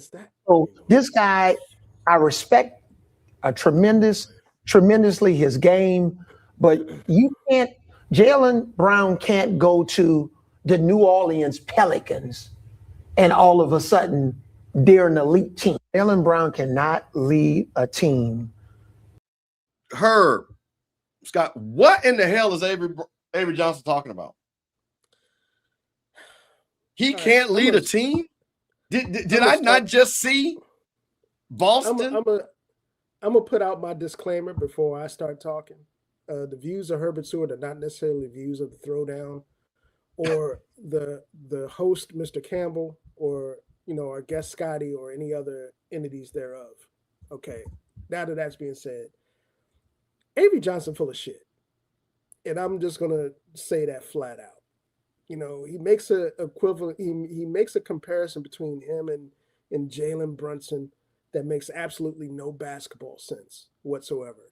One, Jalen's a point guard and a guy that is a facilitator and leads by by scoring from that spot and getting other people in the best positions possible, and he does it in a whole multitude of ways.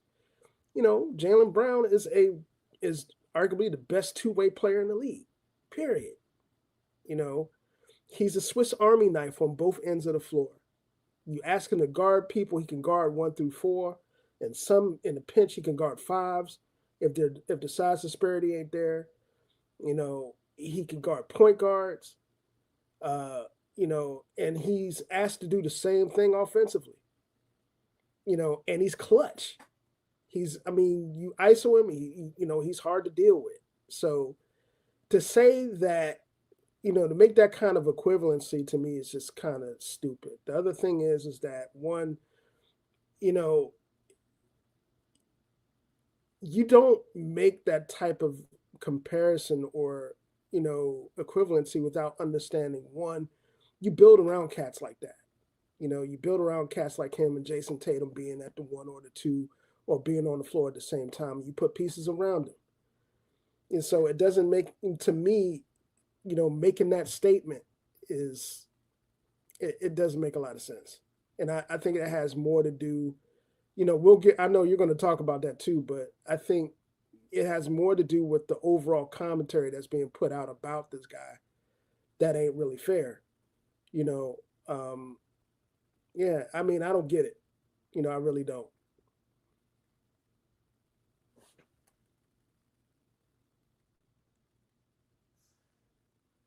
Hey, I can't hear you guys. Mr. Campbell, you're muted. Sorry about that, because I'm setting up the next because this is really going to tie in us get going. Southern, what's up with your homeboy down there, man? I'm disappointed in Avery. Come on, man. Scotty, when you just heard that clip, what did you think about that? Oh, shit. Old dude got to get put out the pasture.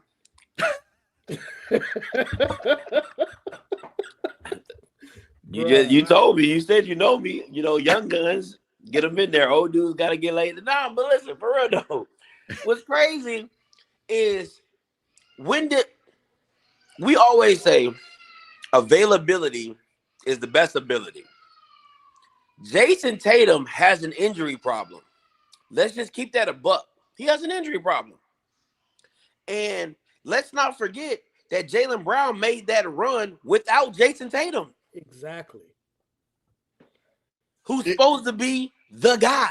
Like when Michael went down, Scotty didn't finish the job. And he was supposed to be the second best player. Brown did. You got to put respect on his name for that. And even with being 1A or 1B, he still be averaging 25, 26 points per game. And mind you, and the offense not being ran for him. It's ran for Jason Tatum. Because I don't know how many times it drives me nuts when they put, and I just hate this offense anyway, when they just sit Jaylen Brown in the corner and he's just standing there instead of them even running a 2-man game with each other.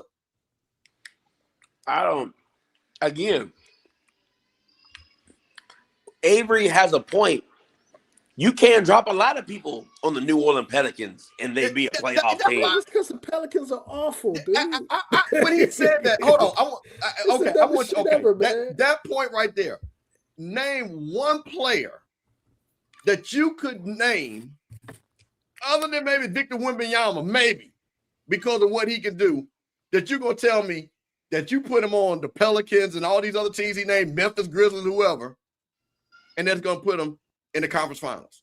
The only person outside of Victor Wembanyama would be LeBron James, but we talking about like a young LeBron. We talking about like our 2010 LeBron. That is just insane to tell me when you're sitting up here looking at teams. Jalen Brunson, who I think is a great player, you don't think he couldn't do that with our big cat sitting there? That's not the same team. You don't think Wembanyama, because Castle ascended, there's a reason why and Harper comes along, Wembanyama was still saying Wembanyama, okay? Yeah. These guys are sin. All of a sudden, you're in a championship. Jalen Williams with Oklahoma. All of a sudden, Jalen Williams becomes an all-star player. Guess what? Oklahoma City wins the championship. What player is going at that level, other than, like you say, a young LeBron who just says, Cleveland, just get on my back. We just go to 4 straight finals, no matter who's there. It's unbelievable. It is unbelievable. But here's the thing that bothered me. One of the things that Jaylen Brown has always been criticized about, that people say, Herb and Scotty, that he's too smart. He went to Cal. He has other things. He's too worldly. Wait a minute. He was at the Black Lives Matter marches with George Floyd. He was speaking out. We don't want that. But I have heard, this is the dumbest thing, and the what I say one of the most racist things I've ever heard. Let me play this of what Colin Cowherd said he has heard from GMs about Jaylen Brown. And I really want to get the chat involved in this. And Rocky, we might have to open up this call lines, because this right here, this is Colin Cowherd, says the NBA sources told him Jaylen Brown became the smartest guy in every room, and the Celtics had enough. It seems Brad Stevens had enough. Listen to this. Brad Stevens is getting crushed, the GM. They obviously wanted Jaylen Brown out of the building. Jaylen Brown, I had 2 NBA sources tonight, 2 people in the league, one an executive, one a scout, say that Jaylen Brown it's a disease. He suddenly thinks he's the smartest guy in every room he's in. I've worked with people in the media. It's really, you get into a really bad space. You make a lot of money. Suddenly you're absolutely sure. You don't want to listen to your bosses. You don't want to listen to consultants. You don't want to listen to teammates. Jaylen's kind of, and by the way, this was, one executive told me, this was always a little bit of Jaylen Brown's personality, kind of the smartest guy in the room, and live streaming and throwing it out there. And that's just not a good space. It used to be nothing good happens after 3 a.m. Nothing good happens when pro athletes live stream. It's just trouble. Stay away from it. You need PR people. Even what I do, when you're emotional, when you're in a terrible mood, don't go to live streaming. Brad Stevens. I had to sit back and I had to watch this 4 or 5 times because I was trying not to get in my feelings as a black man.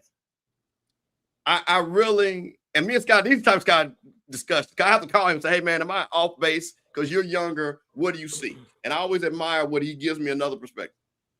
But to say that Jaylen Brown has a disease, and because he considers himself the smartest person in the room.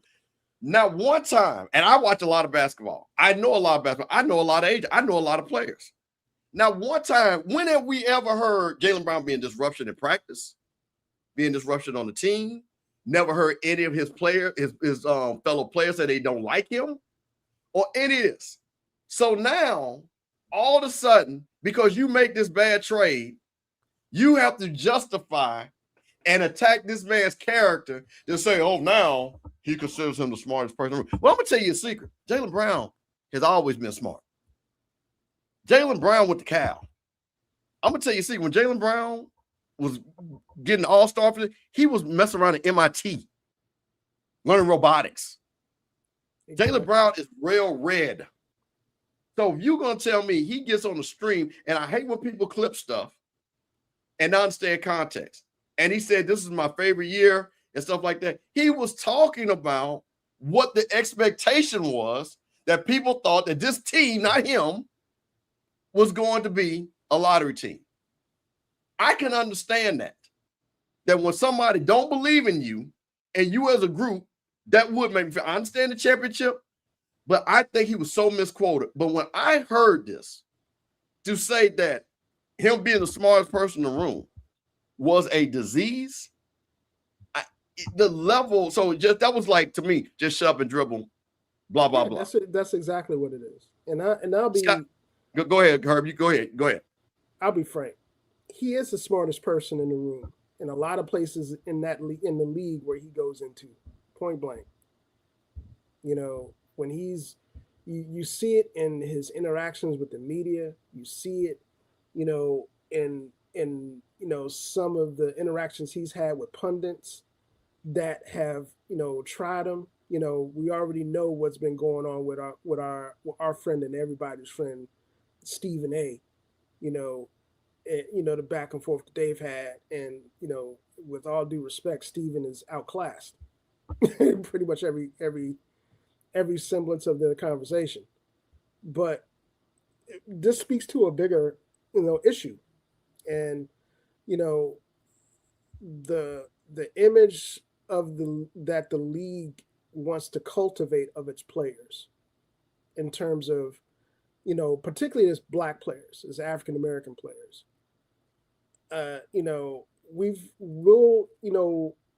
We'll see so much negative coverage of Jaylen Brown, being a stand-up, intelligent dude, but we won't hear a peep from these same folks when Ja Morant goes out and does YN shit, or we won't see the same types of stuff when anything negative comes up, for a lot of our players. And it sucks, because it's like, okay, well, this is the type of guy that you want representing the league. This is the type of guy that you want representing the league. The guy is well read. That guy could be building robots someplace, for somebody in Silicon Valley. Don't have 5 baby mamas. Not rolling around with guns. Exactly. Not whooping on women, not beating up on women. He's not doing YN shit. You know what I'm saying? Thank you. And to me, it's indicative of what this league has wanted to cultivate, the media image of players, or rather the anti-media image of players that this league has tried to avoid cultivating. He doesn't fit that narrative. He doesn't fit that frame of player. So naturally, he's catching heat, which is stupid. Scotty, when you heard that quote from Colin Cowherd, and just overall this thing that's now being said about Jaylen Brown, it's because of he's too smart. He thinks he's a smart guy. He thinks he's a know-it-all. When you heard that, what did you think? What did you think about that? I think it's the typical response where you have a confident Black man. Exactly. That's really what it boils down to. It's no different than the times where, Dion would do what Dion does, and people would feel intimidated. He says, "Don't let my confidence mess up your insecurities," or something like that. He says, like he does like that. But for me, the only way that Jaylen Brown shakes the narrative is you go to a different team. And it's not even about winning. It's just your teammates love you. Just your teammates love you. Like, they speak well of you, right? It's the same thing with Westbrook. It's like how people look at Westbrook is they see him a certain way. He carries himself in a certain way. And because he shows the passion and the intensity that he does, they think that he's a bad teammate, or he's a bad this, or he's a bad that, or he has all these issues. But people who are teammates with him, they rave about him. They be like, "Hey, Westbrook's one of the best teammates I've ever had." Like, just as a man, as a person. But again, there's because if you don't fit a certain look, a certain style, or you respond the way that you're not supposed to respond, then the media takes a narrative and run with it. But I have to give credit for Jaylen Brown sticking up for himself and speaking on his behalf, because again, this is the day and age of the athlete, right? Podcasts and YouTube channels and all these different type of things. So they don't just have to shut up and dribble. You can get on your own platform and discuss how you feel and talk about the problems that you're having, right? So if I was Jaylen Brown's agent, if I was Jaylen Brown's family member or whatever, I would just say, "Listen, man, let's go to Philly. Let's do what you do and go be a great teammate and let the noise be the noise." And I mean, Because I had to say, I'm gonna play something, and I hate to do this, and it's not fair. I'm gonna admit it, but one of my boys, we were talking about this. He's a big Jaylen Brown fan. He's a very smart guy. He's a lawyer, and he said, "Steve, I'm gonna send you something," and this is what those people want. And I hate to do it, but I think it is relevant to what they want a black athlete to act like. And I'm going to just play this. And like I say, I apologize if you're a fan of this guy, and I think he's a really good guy, but here's the point right here. This is what they want. Hold on.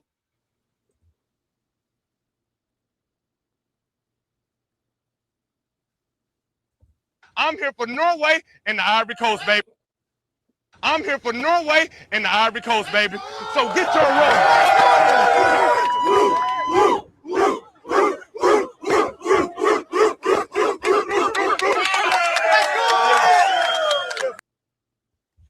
I'm just saying. Out there with all the white Norwegians, and I understand you're getting paid, but my boy, he said, Steve, just look at it, just take away the name, but that's what they want. And when I saw that, and to think about, let me tell you this, Jaylen Brown ain't doing that. Ain't doing that.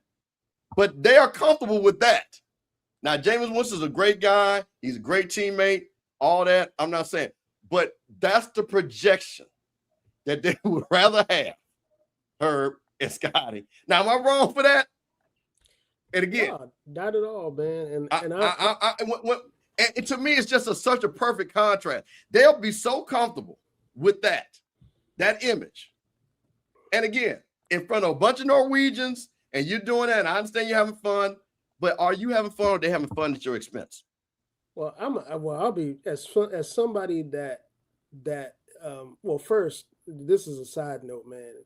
Putting our worst types of putting stereotypes like that in front of a world audience, for a game that goes out of its way to not represent those stereotypes is bad.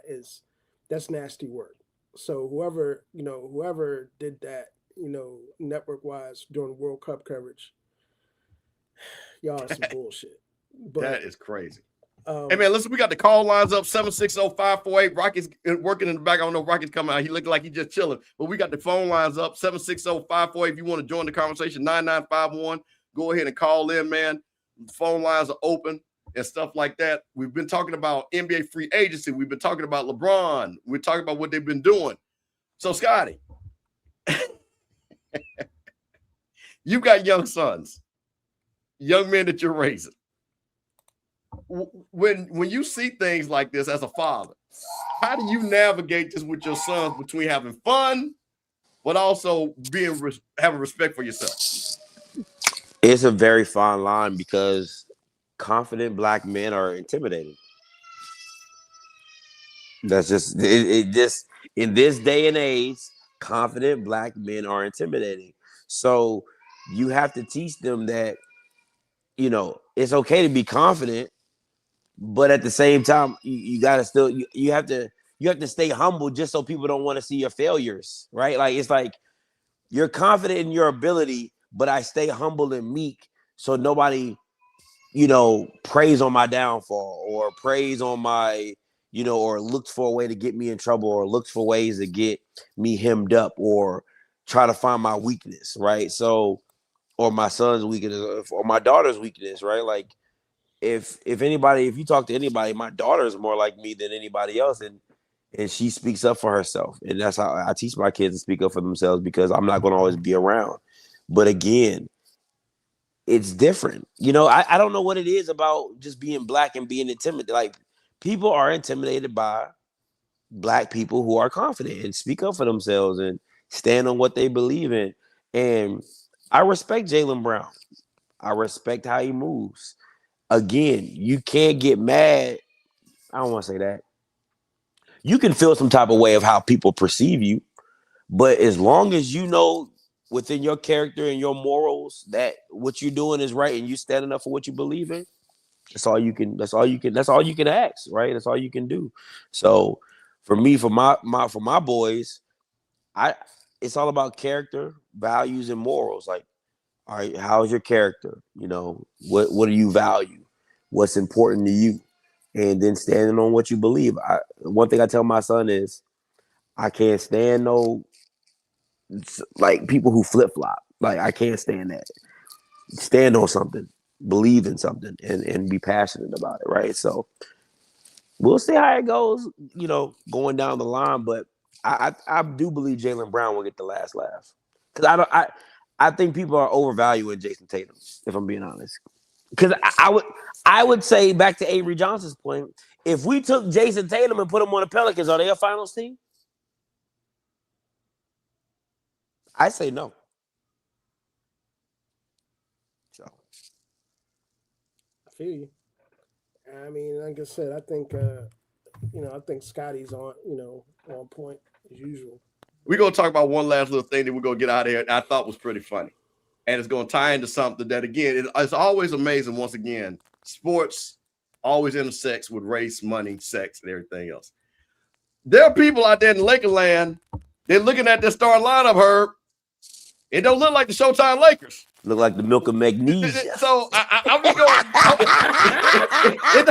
It don't look like the Showtime Lakers. So my man right here, he got a little breakdown of what the starting five look like. Copacabana. So here we go. Let's see what he think the starting five gonna look like right here. Look at this fucking squad. We got the fucking Frat Five, the Suburban Super Team, the Costco Cartel, the Dairy Dynasty, the Mayo Mob, the Caucasian Connection, the Beige Brigade, the Cream Team, the Brunch Bunch, the Casserole Collective, Live Laugh Lakers. So I'm gonna put the pitch up here. What do you think is gonna happen when they roll this squad out the very first game number one? Mayo Mafia is nasty work. This is their, maybe Sexton gets in there. I doubt it. I think this is going to be the starting lineup. What do you guys think? Listen, in 2026, there's no way the Los Angeles Lakers tried out 5 white boys as their starting lineup. Ain't no way. Listen, we already know. Hold on. They already had 3. We already know 3 start. Ain't no way. We already know that 3 is starting. Boy, so I'm just saying. But we already know 3 is starting. They looking like Duke during the early Coach K days, boy. Bruh. Nope, because Coach K was always good for at least one brother. He was always good for at least one brother. The early Coach K days. He was good for one brother. He was always good for one. Hey, y'all don't understand what this is. Like that. He was gonna have one 2-parent household black boy on that team, okay? Y'all don't get what this is. The LA Quakers. I like that one right there. The LA Quakers. Yo, my God, there's no place for Brian Davis on that squad. Bro. Y'all don't get what this is, man. Somebody said the LA Quakers. This is the revenge of the Fab Five. That's what this is. Not the LA Quakers. Yeah, this is revenge of the Fab Five right here. That's not Rocky. Rocky, that's been the white folks deal. That's been 30 years ago, bro. You don't realize. Pelinka, shout out to April 38. That's her line. She was fall 91. That boys was 90. That's 35 years ago. That's how I know that. Come on, Rocky. Pelinka was a starter until the Fab Five arrived.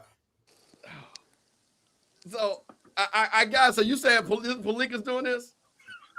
Yes. Now listen, I'm gonna play something else because here's the flip, and I like Nick Wright made a point.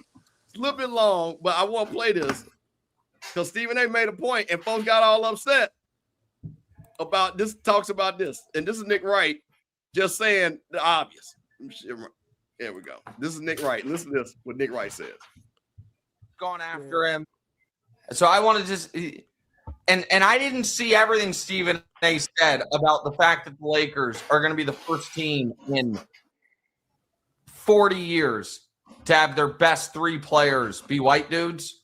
But I'm telling you right now, while everyone's annihilating them for it, that occurred to all of you as well. Everyone's like, how could he say this?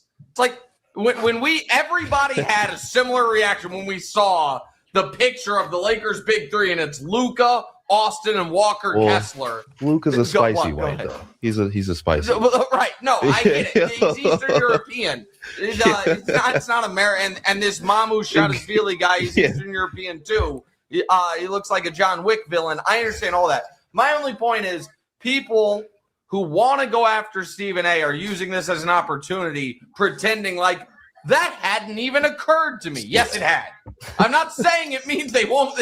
I'm not going as far as to say it means they're going to be bad or anything. I am saying he wasn't the only person to be like, oh, well, when's the and I even did, when I saw the Walker Kessler deal, my own thing in my head where I was like, gosh, what is the last time a team's 3 best guys were white dudes? And I was like, even the Celtics in the 80s with Bird and McHale, they always had Parrish. Like 3 of their 4 best at times, whether it was Ainge or Bill Walton. But it's been a while.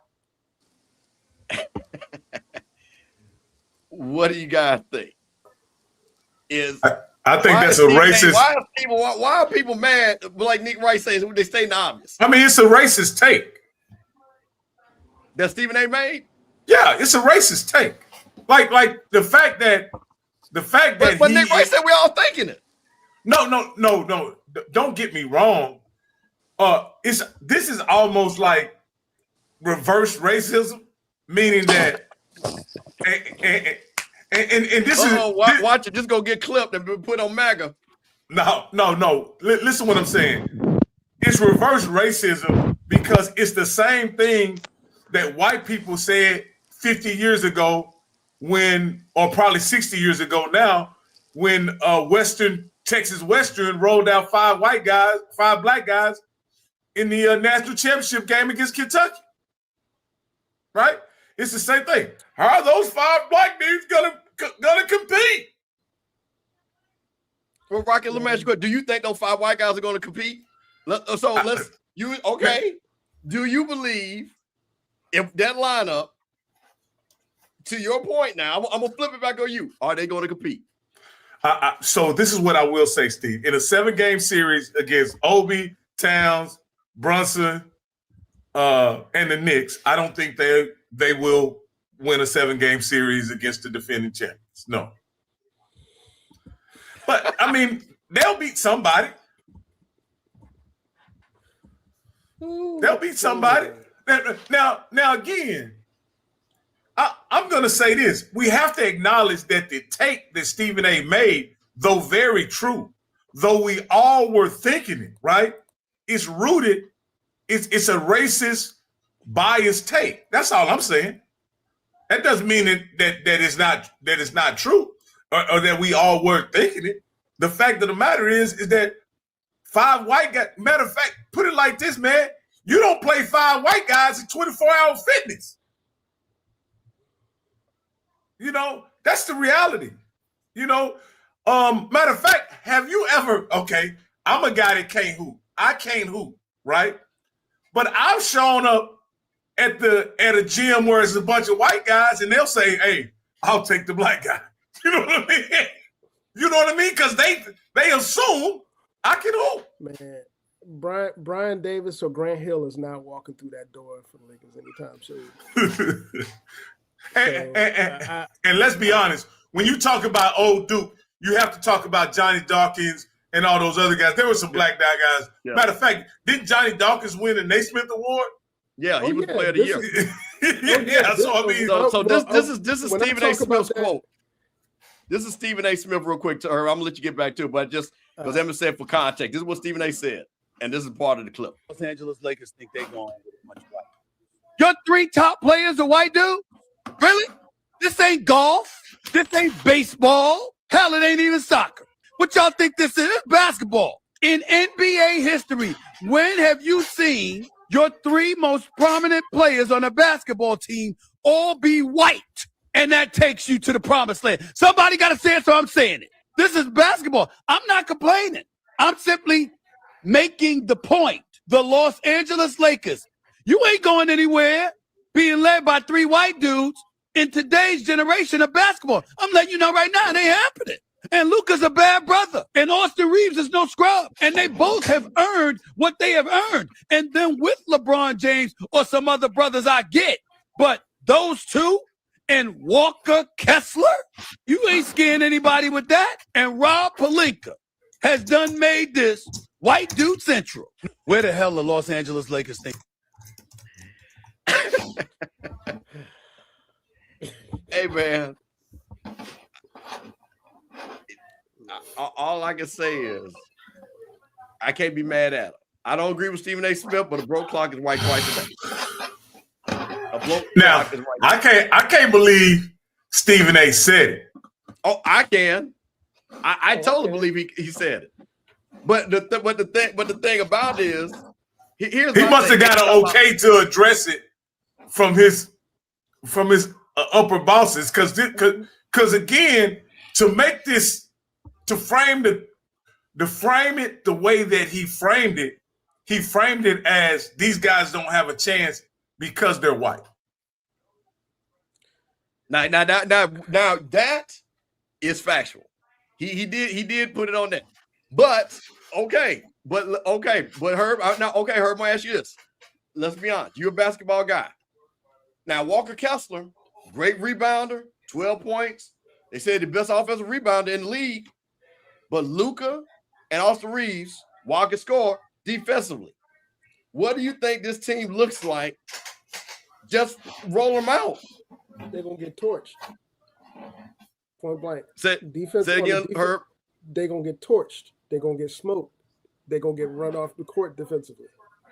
And I don't say that as a point of disrespect, because Luka and those guys are really, really good offensive players, but that's not where they're going to be attacked at.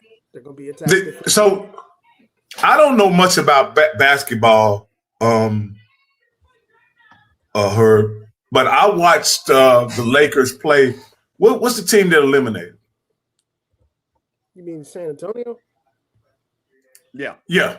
Okay. Was Austin Reeves able to do much against those guys? And those guys are younger than him, right? Correct. He wasn't able to do much offensively on them, right? I'm not talking about him trying to defend them. I'm talking about what was he able to do on the offensive side of it? Well, that's kind of what I'm getting at, is that even though I think San Antonio's a really, they're kind of an example that anybody could use because of just how far ahead athletically they are from everybody else. Lengthwise, you're talking about one of the longest teams in the league, in terms of wingspan, And by the way, it was OKC that was giving him a problem. It wasn't. Yeah. Well, OKC was giving them a problem because they're a little bit closer to them athletically. And I think that's something that, when you look at, in the context of this conversation about that lineup that we're talking about, you roll that lineup, out on the floor against that San Antonio team with the length and the explosiveness and the quickness that they have, the ability to cover space, the ability to close off passing lanes without really having to move a whole lot. Come on, man. And that's not a knock on the players for LA. Like I said, I think they've got some really, really good offensive players, but there comes a point in time, particularly in half-court basketball, where the physical tools that you got make all the difference in the world. And if you're long and you can disrupt passing lanes and you can beat somebody else to the spot, you're going to win those battles 9 out of 10 times. And, that's not to say that they won't be able to do that to some teams in the league over the season. But if I'm taking that starting five and putting them into a series, a 5-game series, a 7-game series against another playoff team that, has more athleticism than them and are just as well coached, I don't see it. I just don't. Yeah. I think that, again, things happen and they kind of fall in place. So you get Luka, top 5 player. You can't deny what Luka is, right? Just happened to be white. Austin Reeves wasn't even drafted. He comes up, he brings up from the mud, he's with the Lakers, they sign him. But now they got a big, and the problem is there was no bigs out there other than Walker Kessler and Jason Duren. And I'm going to take it, even though I think that's a bad deal that they did because that was a sign and trade with Utah. I think that was a bad deal that the Lakers did. But Luka said, hey, I want a big guy. So what does Rob Pelinka do? It kind of falls into his lap that this is what the team is putting together. Well, I think the first thing that I would say, if I'm looking at this squad on paper, I would have to see what is he trying to do, on both ends of the floor schematically. How is he trying to play defense? How is he, what identity is this team going to have on both ends of the floor? What you're getting offensively from these guys. Luka is really ball dominant. He's really crafty. He can, his basketball IQ is off the chart. Same thing with Reeves. Same thing, for a big guy, Kessler is really, really effective in that regard too. He can rebound. He's long, which is, again, in the context of what we're talking about, is really important in the league that is really predicated on getting to the spot and beating people to the spot. That length, speaks volumes, and he has that. The question I have, if I'm looking at this lineup, is, when you're not able to get to that spot, how do you create? How do you create space for shooters? How is your ball movement going to, create opportunities to score where you're not being, squeezed out of shots? What are you going to do in transition when this eventually turns into a transition game? You got to defend in transition. Those types of things I just don't see out of. If I'm looking at that, I think Bronny gets significant playing time on this team. You think so? Yeah. You think so? Well, yeah. That's going to be. Hey, listen, and let me say this, man. Once again, it's a new show. Because he's easily the best athlete on the roster they have now, especially in the backcourt. And that is horrible. And nothing against, because being an athlete and being a basketball player is two different things. Yeah. And basketball wise, he's not ready to play NBA minutes. He's just still not.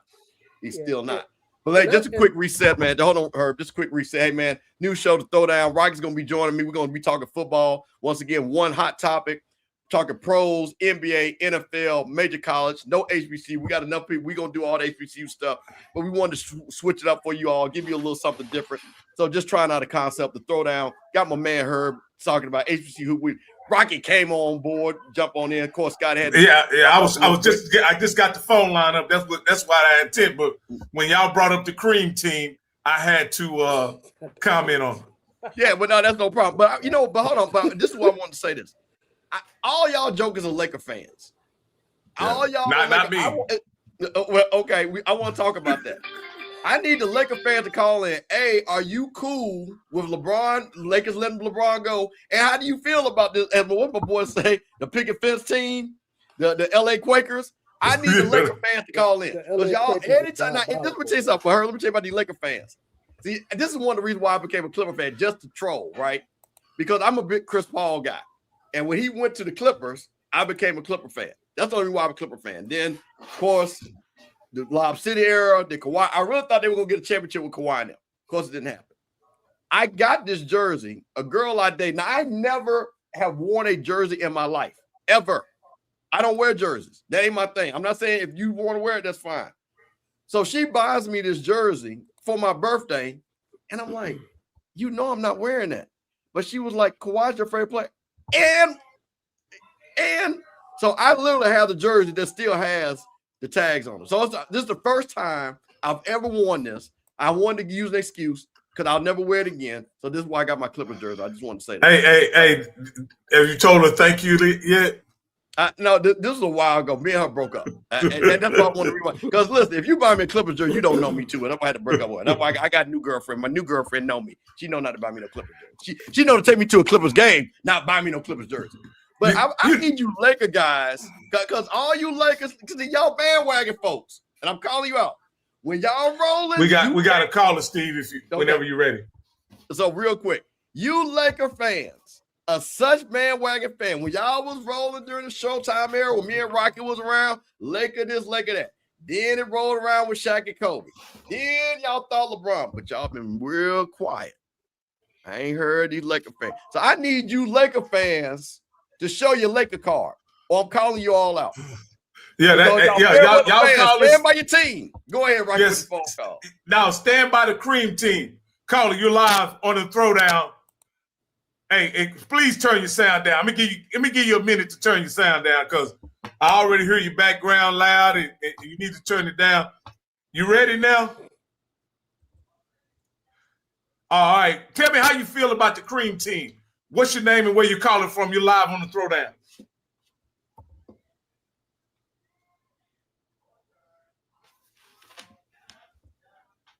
See, that's those Laker fan. They got nothing to say now. Now you get on it. Say something, Laker fan.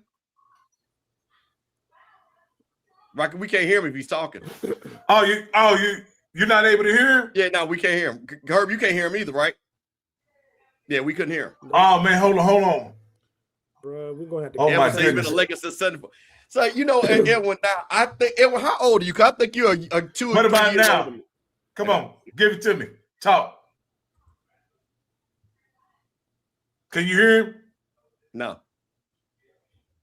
Hold on, brother. That's all right. We're gonna get it together. Boy, y'all gonna have to hire a producer. Hey man, we trying, brother. Listen, man. We rolling, man. For this to be a first-time show, man. Great topic, great people watching us, man. We appreciate you watching us. Please hit the like button. Please subscribe to the Rocky Miller channel. Please subscribe to the Offscript channel. Has Script on. See, we free Script. I figured out a way to free Script. See, he ain't gonna get in no trouble with his job talking about the Lakers. Man, I'm gonna script my boy, man, but he's become part of the ops, so I gotta watch him, man. He work for them dudes. Hey man, he gonna be at that Magic City Classic, Herb, and go and turn his nose up at you. You see this, right? Yeah, I have to keep that. Hey, caller, are you there? Let me just do a sound check right quick. See if you hear me. Oh, you can't hear him. Hold on, I got some. Not yet. Hold on. Let me try something else. Working. All right, caller, try again now. Still can't hear him. You still can't hear him? No. For students. Hold on. I got what the problem is. I hear the problem. He's in my ear, but he's not in yours. Go ahead, guy. Go ahead. You got it live and in living color. Go ahead, guys. Go ahead, caller. Okay, you got me? Yeah, they got you, man. It was on me. Now. It was my fault. Okay, all right. I'm a Laker fan on the west side of LA right now. Been a Laker fan since '91, like as far as and then really started watching them in '93, like paying real attention. You missed the best era. No, I was around. I was because I was old. I was 25 when I started watching basketball, but okay, wasn't interested in front of, as far as watching. I knew what was going on. Oh yeah, you was reading comic books and cartoons. I got it. Go ahead. Yeah, I was reading comic books and stuff. Yeah, recess play ball. Not no organized sports. But yeah, but I really started watching the Lakers, Nick Van Exel's rookie season. Okay. When I started sitting down in front of the TV and just listening to Chick and Stu and, soaking up everything, buying the magazines and stuff. So I've been a Laker fan, like diehard since then, like following scouting reports and following the cap and stuff. So I've been looking at them real close. So what do you think about your new look Lakers? Since you are a purple and gold gang, you got the cream team out there. You got Luka. You got Walker Kessler. I like them. Okay. Now, why do you like them? What do you think? I like them as far as. Well, I think the Lakers finally are getting back to what made us great, which is a big man. I mean, I know it's only Walker Kessler, and it's real funny that we paid all this for Walker Kessler, but we let Zubac go for Mike Muscala. So thank you. We could have had Zubac all this time. So I look at stuff like that, So, a lot of the moves that they made, I don't like anyway. Even before they got Bron, after they got Bron. So, but they got a chip, but I still think they made some bad moves. So, that's how I look at it. So, all right, I'm gonna pull this up because I think what people need to understand, and you said about Zubac, yeah, we stole Zubac, the Clippers star, and we flipped him to get the number 5 pick. So thank you on that. But I want people to really look. Hell yeah, that was the retarded, and that was Magic Johnson. Yeah, that is facts. That is That was Magic Johnson getting LeBron a shooter, getting LeBron a stretch big. So that was the narrative when they did that. So when you saw this, so this is what the Lakers traded. 2 unprotected first round picks, 2030, 2033. So Luka's what, 26 now? That's 6 years from now. So Yeah. he won't be 32, 33. So he won't be a Laker. Oh, okay. Now there you go. And 2 pick swaps, 28, 23. And they gave him a 4-year, $130 million. So I'm asking you, and I'm asking the chat, do you guys think that Walker Kessler was worth that? Yeah, I think he's worth it because the Lakers need to pay respect to the big man again, and this serves them right. So hopefully down the road, they'll never have to spend this much on a big man again unless he's really a superstar. Mm-hmm. But they need this lesson because we need that paint presence, you know, and if we got to pay an arm and a leg for it, so be it. But we need that paint presence. You know, I'll be honest. we got to have that as a team, as a culture. As a culture, we got to have that. So if he can bring that with DeAndre Ayton and the backup, I think our front line is pretty. I don't know how good my math is, but is that $32.5 million a year? Yeah, but who cares? Who cares? You know, we got all them cheap players. You look, Kuminga's about to get like $7 million at the most right now, and he came off what, a 20-something million contract. These players ain't getting paid no more, so we just gotta, you know, we extend Vando. We might be able to keep Rui with $7 million if we can extend waive Vanderbilt and extend his contract. We might be able to get Rui back on the team. So let me ask you this: with paying Walker Kessler $32.5 million a year, paying what's my man name? Arkansas Mamba. What's his name? Hillbilly Kobe. Yeah, Austin Reeves. You're paying him 40. I don't want to say he's getting $46 million a year, right? What do you expect? Yeah, that's a bad contract. What? Oh, no. What do you expect them to do? The Lakers to end up doing? What would you be happy with as a Laker fan? With those being your core guys, those 3 guys being your core guys. Well, I think we got I think no. I say, what will y'all be happy with? What outcome will y'all be happy with as Laker fans? With that being your core. What do you mean? As far as what do you mean? On what time frame? What do you in what context do you mean happy with? In 4 years, what will you guys be happy with if with that core? I'm trying to contend. Oh, okay. I'm trying to get to the Western Conference Finals and get to a finals. So that group has to get that should be the goal. So that group has to get to a conference finals or a finals, correct? Yeah. Okay. Let me ask you this. That's what I'm. Yeah. Why did y'all have such lofty expectations for LeBron James then? It was championship or bust. That was supposedly. That's what they said their expectations were since he signed in 2018. Right? No. Who is this they you speak of? Well, win now was the narrative. You can't wait. LeBron you're a fan, right? Win now is always the narrative. They're in professional sports, right? Shouldn't the guys you have now be win now? Win now is night to night for me as a fan because you want them to work hard every night. But they were saying win now like in context of win the champion now, like win the championship now, which I don't think. I think we're a championship organization, but I don't think we say win the championship now. But the expectation is always a championship. So this year, are you guys play-in, playoffs, first, second, third round? Where do you think? What are your expectations? I say I would say third seed. I would think that would be the highest. My optimistic. Like if we made the third seed, I would feel like it was a good season. If we make the third seed, and if we go 7 games in the first round, and make a fight of it, I'm gonna be disappointed. But we got more work to do. See, this is what's wrong with America. And I'll say this. You get 5 white guys and you get the right to be mediocre and everybody be happy with it. Like that's the reality. Like when LeBron was on the team, when my guy was leading the team, it was for the Laker fans, it was championship or nothing. You got 5 young white guys entering their prime, and now if you go 7 games in the first round, you're happy.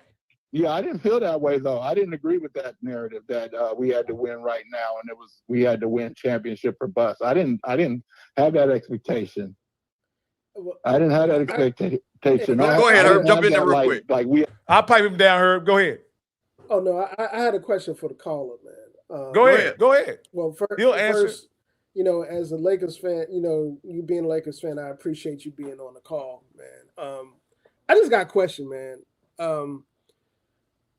This lineup that we're talking about, the potential starting 5, who do you see that starting 5 matching up with in the West? Anybody in the West? Well, the starting 5, I think they ain't gonna play a lot together. They're going to change that starting 5, but we don't know. Rui might get on it. So if he's on it, that mixes things up a little bit. Well, I'll just let me. There's also Minga to kick it. Well, let me put this another way, and I want to this. We're dealing in the world of hypotheticals here, so you can just take this with a grain of salt. Okay. If that actually is the starting 5, and that organization rolls them out. Okay, well if they okay, let's just go with the starting 5. Let's go with the starting 5 without Rui, like right now. So they got Milton Grimes, they got Quentin Grimes starting, right? Or they got LaRavia. Are you doing it with LaRavia?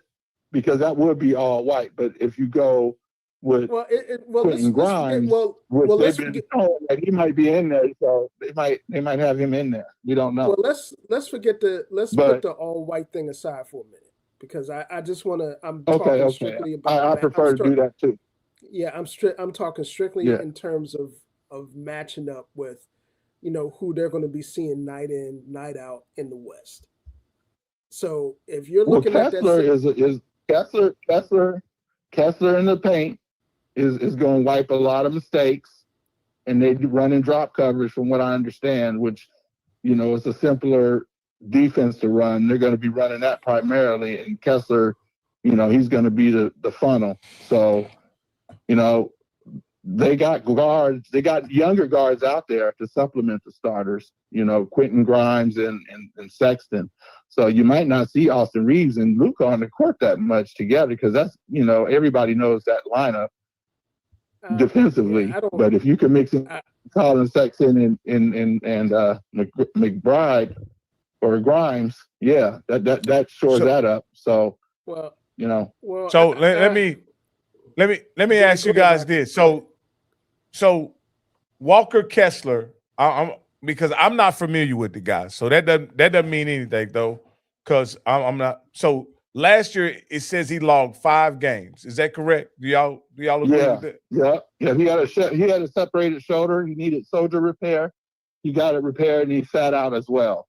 Okay. So hopefully, his shoulder be good. Now the year before, he's a double guy. Now the year before that, he played 56 games. Right. Yeah, he had something else. Yeah. He had a little something else, right? Yeah. The year before, he played 64 games, right? And he missed about 18 games. Then the year before, he played 7. My point is this: the year he played 58 games, he averaged 11 points a game. The year he played 64 games, he averaged 8 points a game. Now again, when you talk about rebounds, he averaged 12 rebounds the year he played 58 games, and when he played 64 games, he averaged 7.5 rebounds. y'all are acting like this dude is Wemby or something. Am I missing something about this guy? He's almost as big as he's heavier than Wemby. He's stronger than Wemby, and he's only 2 inches shorter than Wemby. So he's not Wemby, and he's a lob threat, and he's a lob threat. So he's not Wemby, no. But Cat wasn't Wemby against New York. Cat had a bad series, but he was able to be 7 feet. You can't teach 7'2" and athletic. So if he's healthy in the playoff run, and then we got Ayton backing him up. I think our front that 5 position is like is an A grade. So if you got to pay extra for him and you're getting Ayton on the cheap, I think that's going to make our front line one of the best in the NBA. Just the front line speaking. Yeah, you think that you don't think that would be kind of possible to like dominate the paint with Kessler and Ayton? I don't think you guys will dominate the I don't think you guys will dominate the division. To be quite honest with you. No, I'm talking about the paint though. I'm talking about dominating. No, that's what I'm talking about. I'm talking having. I'm talking about your post road. I'm talking about your post road. We'll dominate the NBA in paint. Okay. All right. Having those two at the center position. That's the reason why I asked you the question. We paid a lot for it. Given who you guys are going to be playing in that division and in the West, night in and night out, who are they going to dominate? That post rotation. Well, they don't have to dominate nobody. They just got to get past the regular season. And they got to they got out the playoffs through the regular season last year. I think they could do the same thing this year. Okay, let me put this. So all they got to do is get to the playoffs. Let me put this another way. Who are they going to stop defensively in that division? What do you mean? Like nobody? They ain't gonna stop nobody. But they don't have to stop. But you don't have to stop them. You don't have to stop them the whole game, and they could get stops in spurts. I mean, that dude Mamu, he looks pretty good. He's a lefty. He's 6'9", he's 240. Hey, bro, we got another Laker fan on the line. Hey, I appreciate you calling in, man. Hey, man, we appreciate your call, man. Thank you so much. Yeah, I appreciate your call, man. Really. Oh, man, what's up, man? Y'all couldn't rattle me. What's up, man? No, caller with the last 4-8572. You're live on the Throwdown with Mr. Campbell, Herb, and Scott. What up, Rocky? What's up? Well, what up, Rocky? Hey, I'm from Detroit, so I'm never gonna be no Laker fan. Hey, man, at the end of the day, man. Hey, he didn't want to play there no more. Let him be, man. Hey, I just can't wait till the season gets started, man. Yeah, I'm ready for the season to start now. You and me both. But no, I'm never gonna be no Laker fan. Hey, I'm from Detroit, man, and we swept them boys, so I ain't gonna never have no love. I mean, I like Magic because he's from Lansing, but the rest of the boys, they can get that broom, man.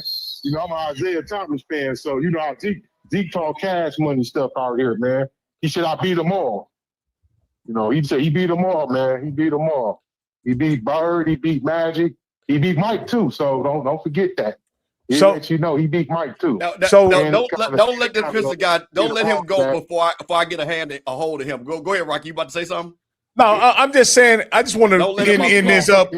When he double backs and talks about DeAndre Ayton being a dominant force, the only point I'll say is that DeAndre Ayton was once a better player than Walker Kessler, but he was never what you would call a dominant player or led a franchise. And so my point in saying that is almost like duplication with Walker Kessler and DeAndre Ayton, but at a much lower level. You know what I mean? Like Walker Kessler has never averaged 18 points. He's never averaged, 7.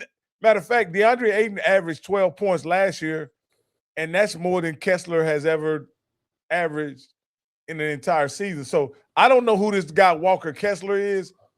Maybe he is, but he seems like the great white hype to me, and based on looking at his statistics. Wait, real quick. Wait a minute. Hold on, real quick. The Detroit guy still on, right? Yeah. He's here. Okay, my brother. What's your name, man?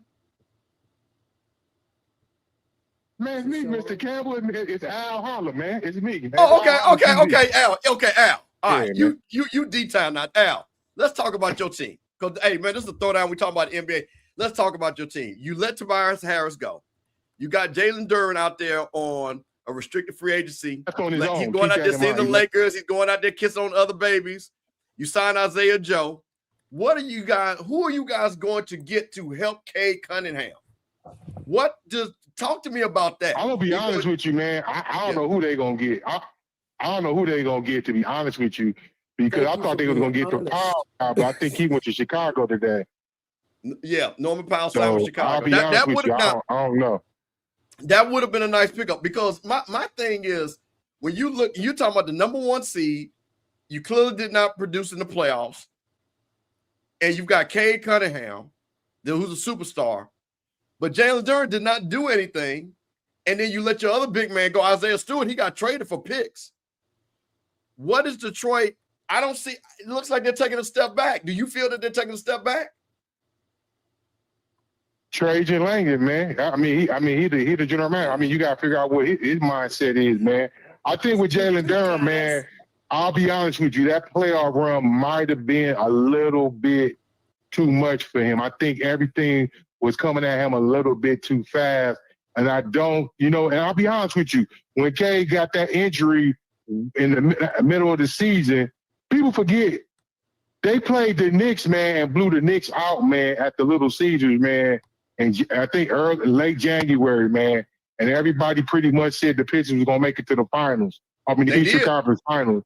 I just don't think they never recovered, man. The Pistons never recovered when got injured. Then they end up losing in the semis to Cleveland. I'll tell you this though, Mr. Campbell, it's yet to be seen what they're gonna do, man. I just think Trajan Langdon got a different philosophy. And I don't know if it's on the same as the coach, man. To be honest with you. Now let me ask you this, even when they win in the draft, man.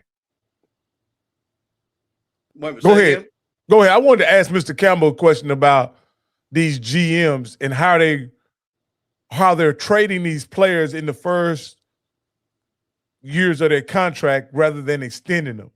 Are they doing that to avoid some kind of financial liability that they're going to take on because the players that they're drafted are actually performing and they may demand a higher rate than they are comfortable with paying these guys? Like there's so many guys now. This is something that never used to happen in the NBA.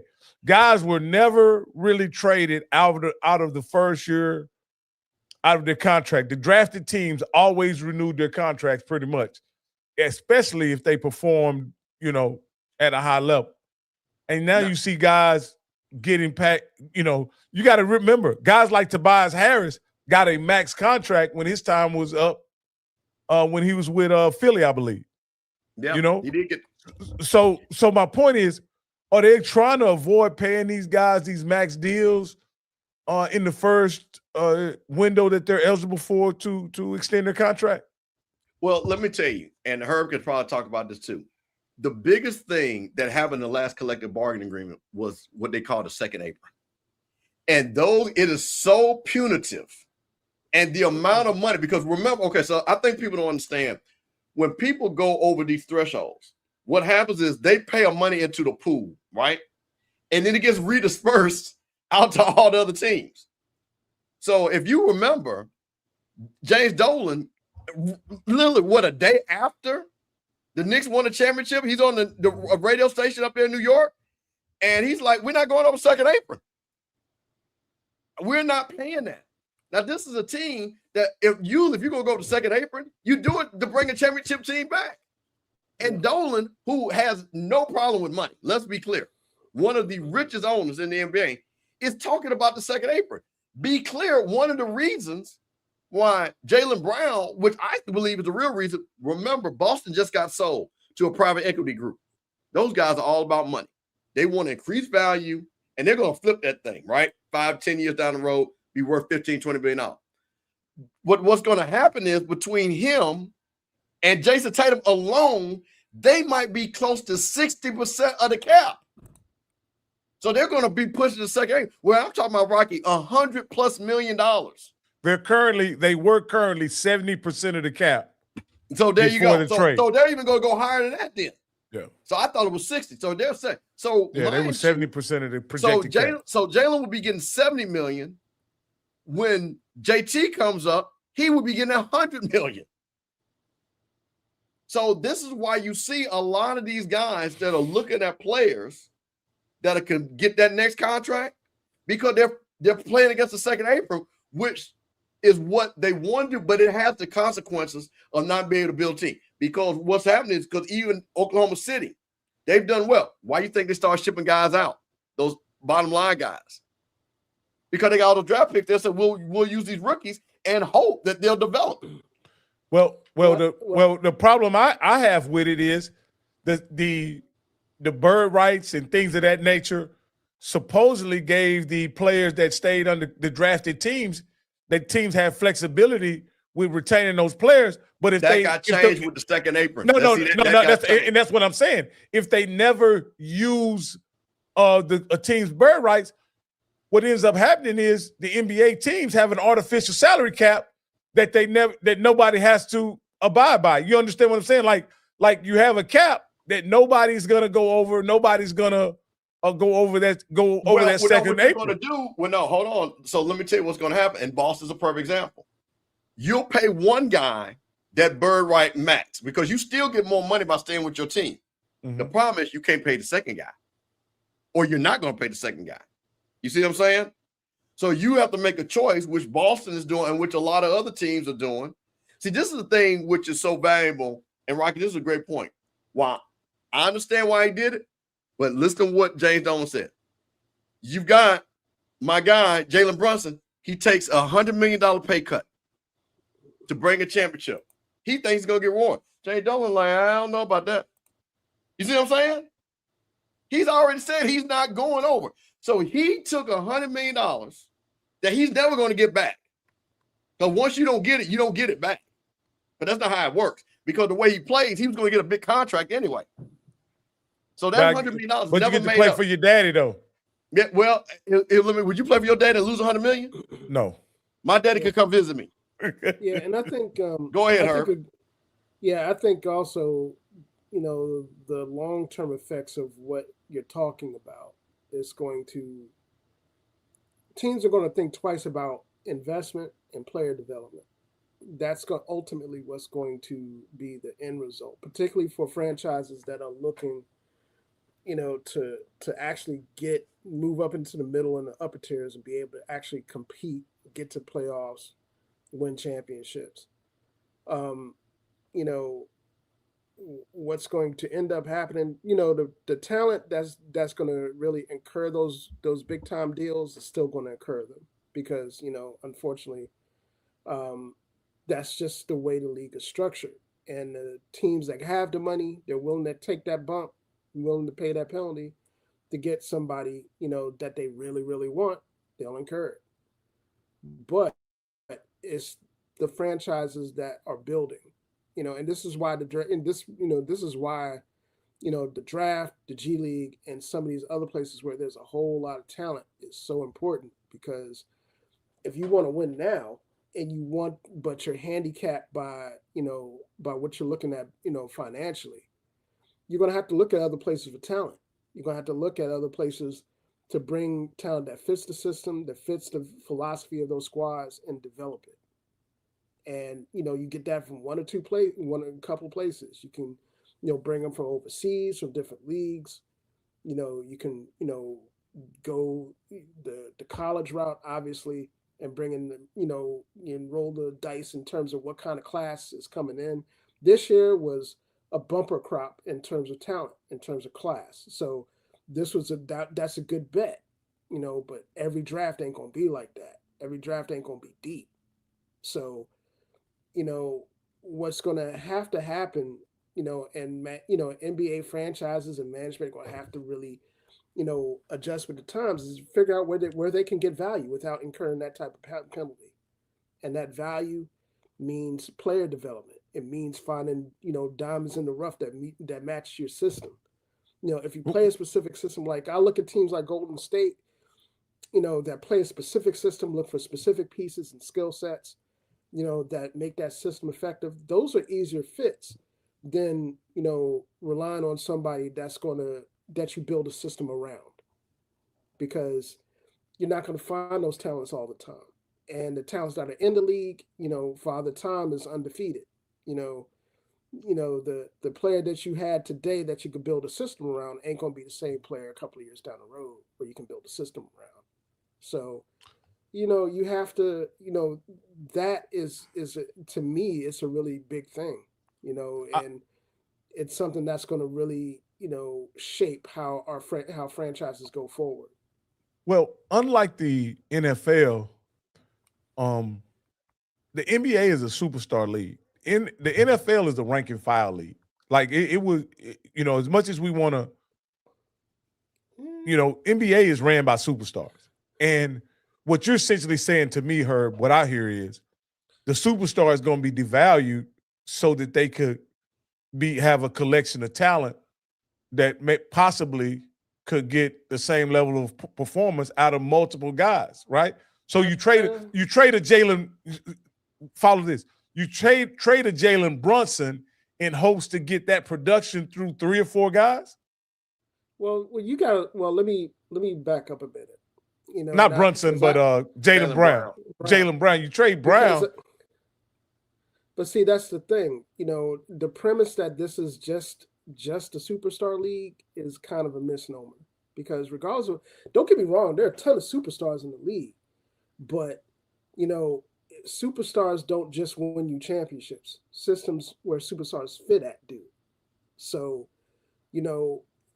that's just like we were just having a conversation about Luka Doncic and the LA Lakers and that lineup.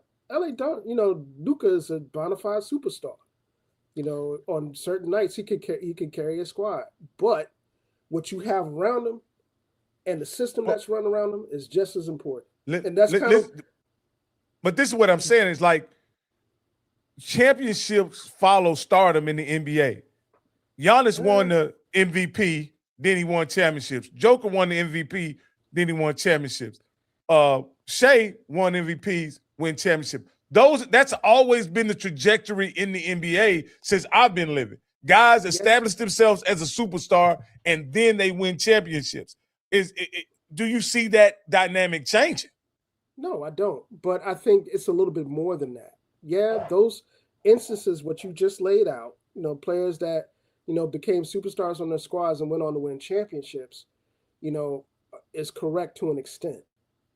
In other words, that Giannis squad, that when he became MVP of that squad because that system was built around him. The pieces were built around him. Okay. They were so effective in the playoff and 7-game series because, those matchups, those adjustments weren't being addressed by anybody, anytime they played. And, having that superstar puts you over the top, but you don't get there unless you have a system built around it. That's kind of the disagreement that I have with people that frame the narrative of the NBA or any league like that as just a superstar-driven league. Because even though you got superstars and they make a difference, you got to have a team around them, and you got to have a system where those superstars are maximized to be the most effective possible. But then you also you see a guy like, and the reason why, and I'm just pushing back somewhat to say that you can even see when a situation where teams aren't built, you see movement when Kawhi goes to Toronto, who is a bona fide superstar. When he gets traded to Toronto, they win championships. So that's what I'm saying is, like, it's almost like they're trying to devalue or minimize the impact of a superstar. And in LeBron's era, multiple superstars brought you championships. And so I'm just simply saying it seems like they don't want to go that route anymore. They want to try to win with less superstars on one roster. I don't necessarily agree. I think this is more so, besides the financial piece of it, this is more so about parity. And this is more so about, just at the end of the day, continuing to make the league a very entertaining product to play and to watch. The reality is that, we could talk superstars and who is and who isn't and how they fit into the framework in NBA until we're blue in the face. All you have to do is look at the squad that just won the NBA championship to let you know that that's not always the case. Jalen Brunson is a killer. Hart was a killer. Mikal Bridges was a killer. All three of those guys won championships at Villanova. They won and they're NBA champions. And that entire squad, Big Cat was a big part of that squad. He's probably he could be, recognized as a superstar. But at the same time, it was the collective sum of those parts in that system that won them the championship. On paper, you looked at that San Antonio squad with the superstar, probably arguably the biggest superstar in the game, this year in Wemby. They rolled through the Western Conference Finals, Western Conference playoffs, and got to the finals, and a system beat the superstar. So when people talk about the game like that, don't get it twisted. The NBA is the type of game where, there are certain things that are emphasized. Offensive, production is emphasized. Freedom of movement and freedom of creativity is emphasized in NBA game. But when it comes down to playoff basketball, 5-game series, 7-game series, where, every nuance about the game is noticed and planned for and game planned for, that's where systems come into play at. And that's, you can have a superstar that's great. You could have a LeBron or a Steph that's great. But if you don't have a system that maximizes their talents, when you get into those playoff situations and those games where coaches make adjustments on a nightly basis or on a quarterly basis, that's what makes the difference. And then you put we look at a good example is the Golden State squads where when KD and all those guys were on the same squad. Nobody could game plan for those guys because everybody played a role well. And they played in that system where all of those skill sets were matched to a T. You stretch the floor, you got 1, 2, 3, 4, 5 guys that can stretch the floor. Who are you going to, pick your poison? You come out and you extend out on the defense on these guys, they can go right by you. And, they got a guy that could clean up. They had a guy that could clean up the glass. They didn't need anybody else. But that's how that system was designed. And, you plug in a guy that is a 6'10", 7-foot guy that could, shoot the three like a guard, that can take you off the dribble like a guard. It's a cheat code in that system. They had three superstars, bro. Three superstars. Yeah. They had 3 superstars, but that system that Steve Kerr ran maximized everybody. And this is now, when we have these discussions, Rocky, because this isn't the first time we've had these discussions. Okay. Mm-hmm. As a basketball guy, the superstar is great. The superstar that fits in a system and can maximize his talent is better. That's just like, for a football analogy. If you got a superstar quarterback, okay, you got a superstar quarterback, but you plug him into the wrong system, what's going to happen? He could struggle. Exactly. Well, the same premise applies to basketball. I think basketball, and like I say, more about basketball, far more about basketball than I do.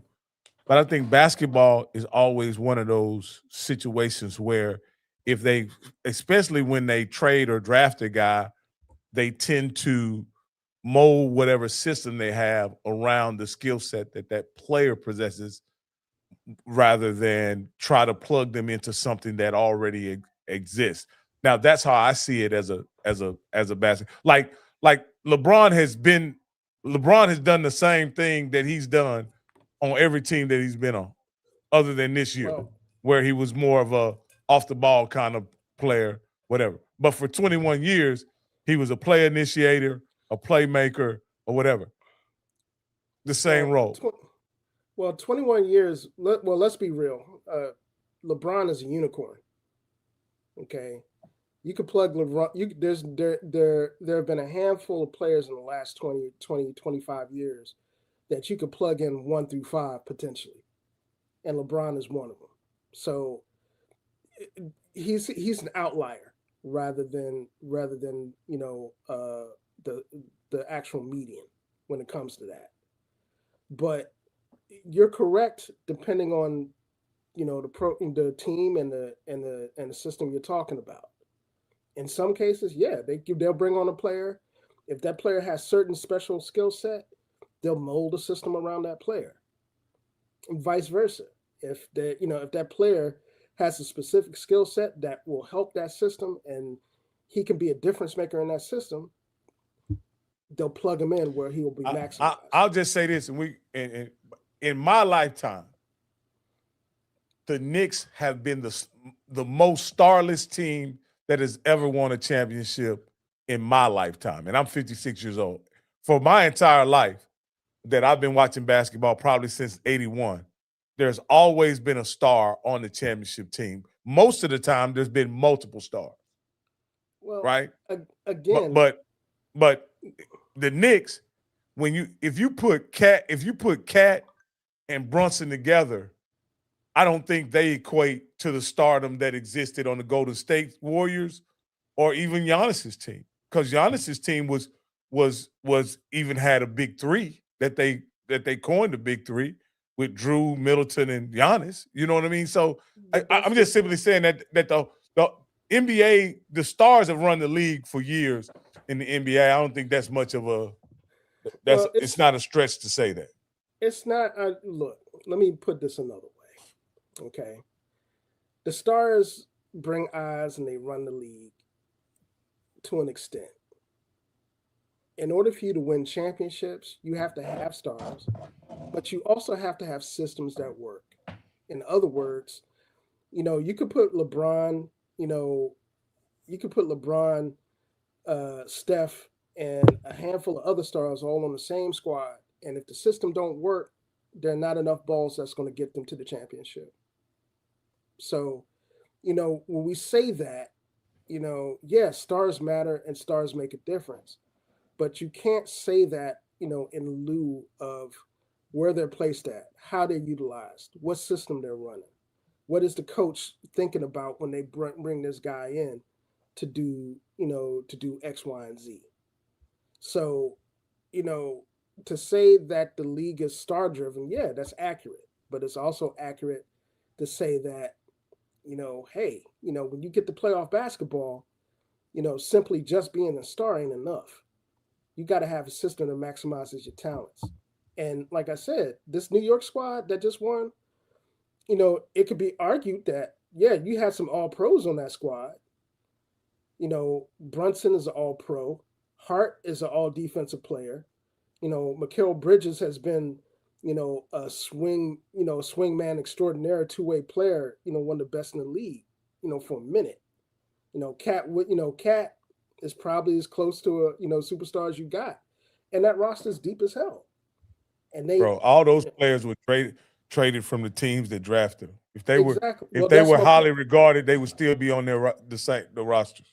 That's not really accurate, dude.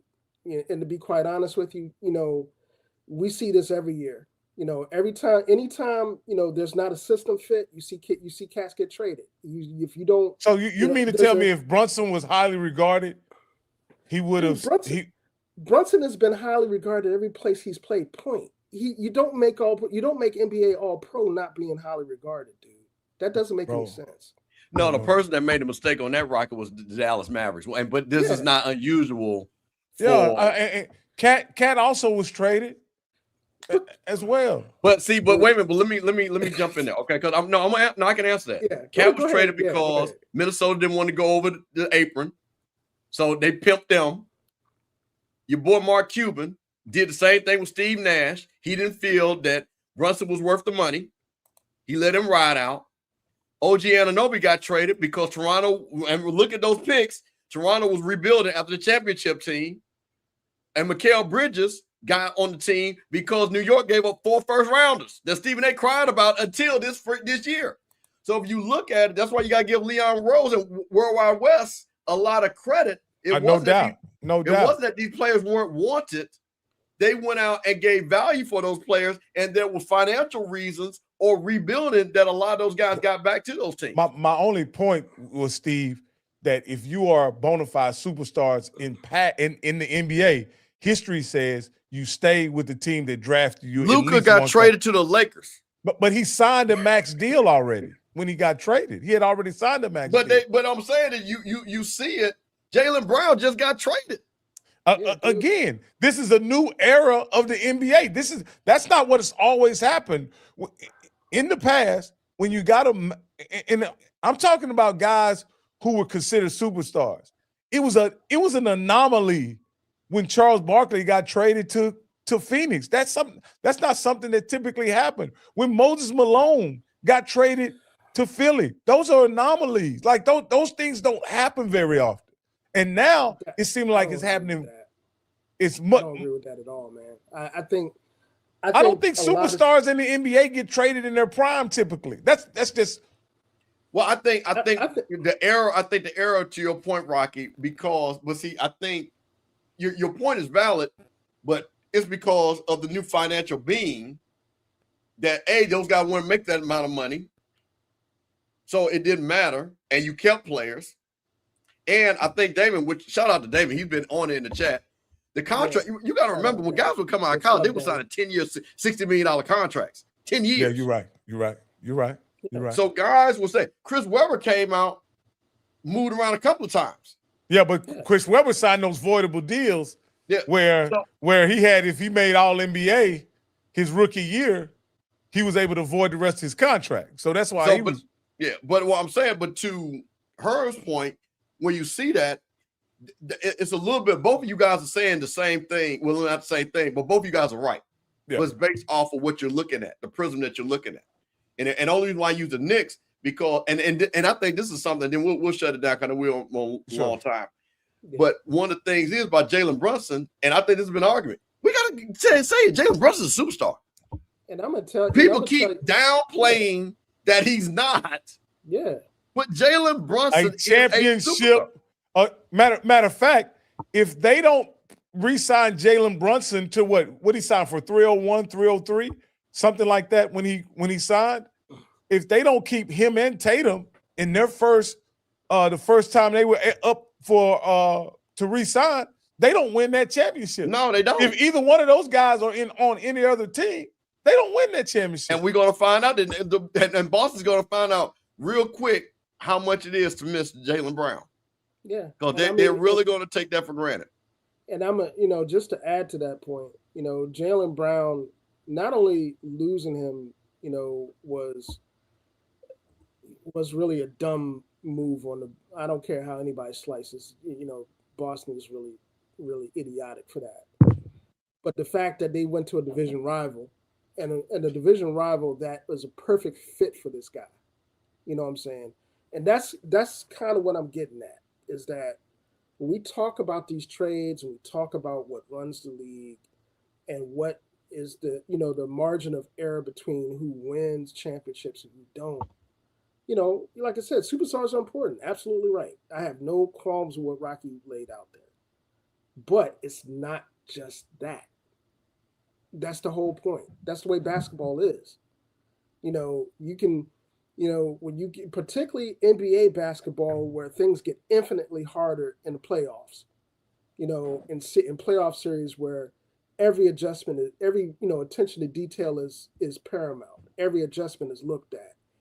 Every matchup, every series is looked at. If you don't have a way to manipulate those matchups and find the weaknesses, regardless of whether you're talking about superstars or not, you got a problem. And that's what wins championships. That's exactly, like I said, this playoffs is a perfect example of that. San Antonio had the biggest mismatch in the entire playoffs in Wemby. Nobody could adjust to them in the West. And the way that the Knicks adjusted to him was to keep the ball out of his hands and put pressure on the rest of his supporting staff, which he did. And that's what won him. You know, offensively, they did the same thing, you know, and they had, I mean, whether you want to, you know, whether people want to admit it or not, that entire starting five of New York are some damn killers. Oh, well, that's facts. That's all of those guys, all of those teams. Yeah, all of those guys have championship experience at every level they played at.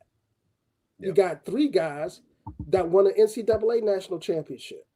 Two of them. Okay, Josh Hart, Jalen Brunson, you know, and Mikal Bridges. They're part of two national championship teams.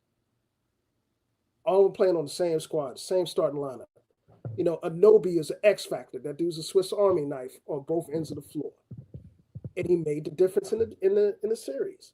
He did. People don't consider him a superstar, but they don't win that series without that guy. You know what I'm saying? So it's one of those things where, you know, like I said, and this is not Rocky. I think Rocky, you got some really good observations, you know, but I just want to emphasize for people that are watching. Well, I don't disagree with that either. I think OKC's injuries hurt them a lot. Yeah. You know, so I think that's a good point as well. And that's why they're going to run it back. Right. They're going to run it back. But I want people to understand this as when it relates to the NBA, because there's so many other things that tie into it. When players come into the league and we see players have certain types of impact.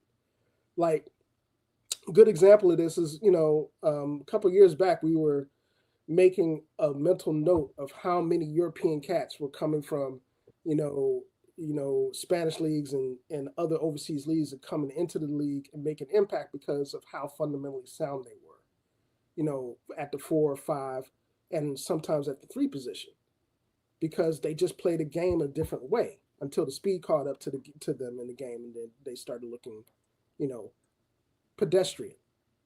So this is again, this is one of those things that, you know, when we talk basketball, and I talk particularly NBA basketball, because obviously, you know, you look at the NBA game, it's light years away from what you see in college. Just too many differences to get into. But when we talk about superstars and the like, superstars make all the difference in the world in the right system. And like I said, it's, you know, it's one of those things where, you know, both things are right. You know, like I said, yeah, it's a superstar-driven league, and that's what brings eyes. But what wins championships is both of those factors. You know, my last point is that what I don't make about, and as you mentioned, the Euros, I always bring to a point that I think is probably, and you guys can, you know, we can debate this point at another time, but I wanted to mention this.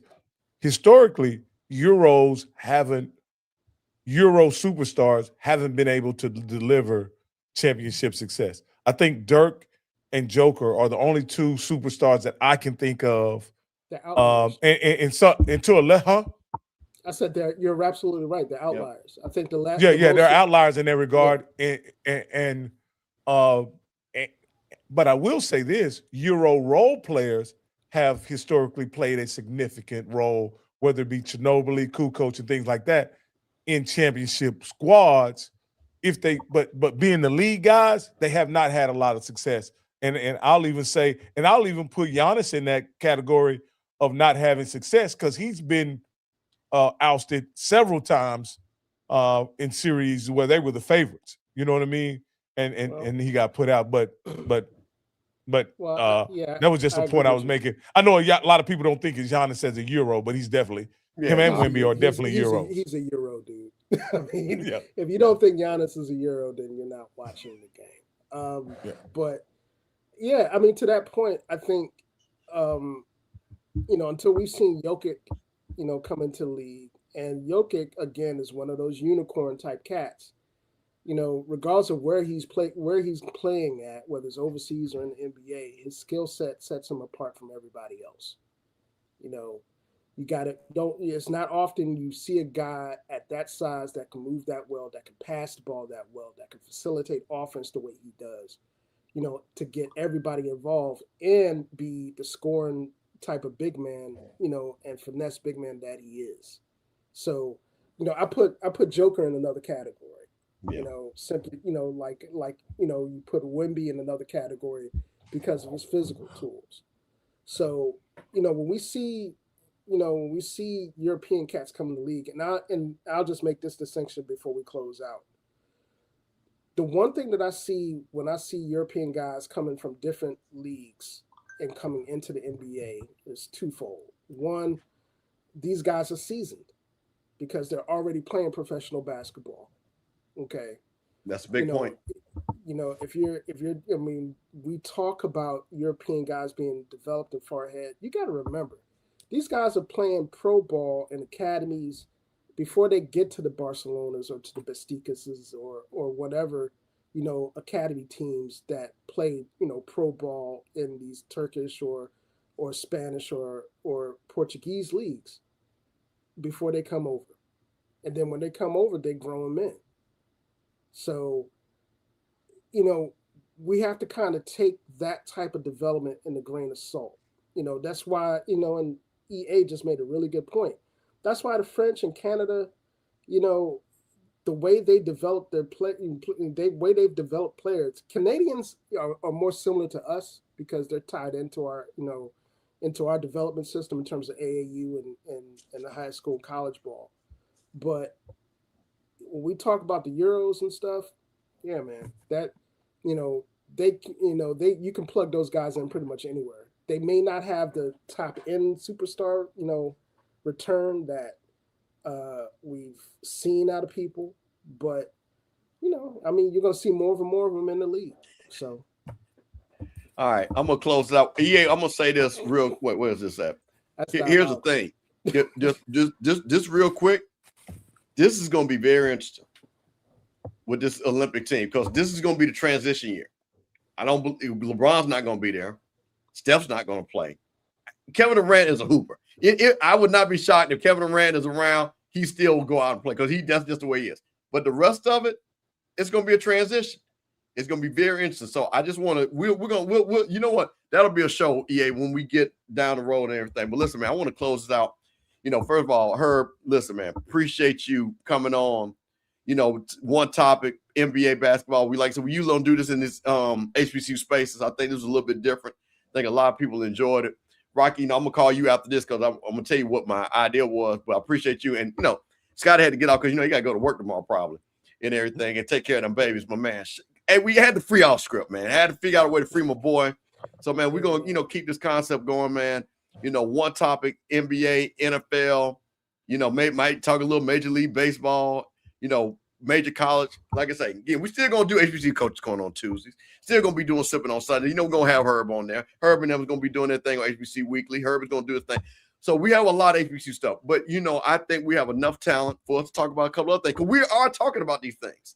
You know what I mean? We're definitely talking about it, and we could talk about it in our own HBCU space and not let Colin Cowherd say he knows people. Because guess what, Colin? I know people too. Because guess what? I'm making a phone call to somebody I know coaches at Boston, and I'll let y'all figure out who that is because that's around me and Rocky's age. Because I'm going to figure that's out, but that Jaylen Brown thing. I'm not believing what I'm hearing. I just don't believe that. I believe in the end what I'm going to hear. See, I'm going to be honest, it's really the money. They didn't want to pay that boy $7 million a year. I got a bootleg theory. Is that my man want to cut? What's my man name? Butler. That's from Butler. The GM. Brad Stevens. Brad Stevens wants to coach again, and his key to coaching again is tanking the team so he can fire Missoula and come off the. Well, they ran his ass up out of it. That's the reason why he went upstairs because he couldn't handle them boys. So now that's interesting because that's the reason why he ran upstairs because they ran him up out of it. He couldn't handle. But I think. I don't think very much of Missoula. I'm just going to go ahead and say that. But Missoula, we're going to see what Missoula's all about right now because he has much less talent than he did a couple of days ago. And we'll see what he can, see what he can manufacture with what he has. Okay, last one, what you got? Yeah, I think Missoula's in a tough spot, and not necessarily because he just has, less talent. I think that atmosphere of Boston, when you're not you know, when you don't have the tools to coach there, it can be a tough place to coach. And not just because, you know, they have a storied history, is because that city is really unforgiving in a lot of ways when it comes to, minorities in general. And I don't want to, I don't like to put it in that in those shades and that terms, but we've seen that happen a lot. Yep. So, yeah, I'm more power to him, man. He gonna need it after getting ready to do. So, all right, Herb, tell them where they can find you at. Yeah, man. HBCU content, HBCU basketball content, man. You can find me on Twitter. Yeah, and I'm going to continue to call it Twitter because that's what his mama named it. At HBCU Hoops Weekly. That's at HBCUHW. That's the Twitter feed. And you can also find content at hbcuhoopsweekly.com. And the podcast will be back. See, Herb comes over here and he can be the smartest person in the room, Rocky. So he can come over here absolutely and talk. See, we let him talk. He can educate us folks. Hey, man, so listen. Just to let you know, I have my co-host, my Rocky, my guy. So, man, listen, this was a Thursday. It was the Throwdown, man, new show that we're probably going to keep it going on the Rocky Miller channel and the Offscript channel. Like I say, talking NBA, talking NFL, talking major college football. We got enough HBCU stuff. Me and Rocky going to get together. I know Rocky's a football guy because I already got a topic for Rocky for next week to see if he's interested in it. And let him run the show for football. But Herb, we're going to have you back because guess what, Herb? Summer League starts next week. It might be some things we might have to talk about the week after that. And some more trades go. When Summer League happens, I'm a big Summer League guy. I was trying to get out there, but I got some meetings I got to take. So, I'm already following Summer League, man, because there's some HBCU talent that have made rosters already. So I'm gonna be following. So this is what we might do. We might do a throwdown. We might have a small segment of the guys that are playing in Summer League. Because again, I want to keep this more pro, but they're in the pros. You know what I'm saying? And do a little something about that. Because Summer League, again, that's gonna be a big deal. And you know how the NBA does it. They got Peterson, AJ DeBanza playing first night, 9 p.m. So I think that's actually next Thursday. So we might be around to see if we can jump on me and Rocky and everything. As a Wizards fan, I'm gonna be front and center. So yeah, man, appreciate EA, appreciate you, man. And let me say this real quick, man. All of you all that come on when y'all see that alert, man. No matter what, we appreciate you all, man. You all know who you are and stuff like that. So man, we appreciate it, man. Once again, it's Thursday night. It's the Throwdown. We will see you maybe next Thursday. Me and Rocky get together, and hopefully we can get Scott on here every week or at least every other week when there's a topic that he wants to talk about. And Herb, my brother, I love you. I appreciate you, man. And like I said, you always got a home over here with your other cousins, all right? Yes, sir. Yes, sir. All right, this is the Throwdown. Keep it throwing. Thanks, guys. Deuces.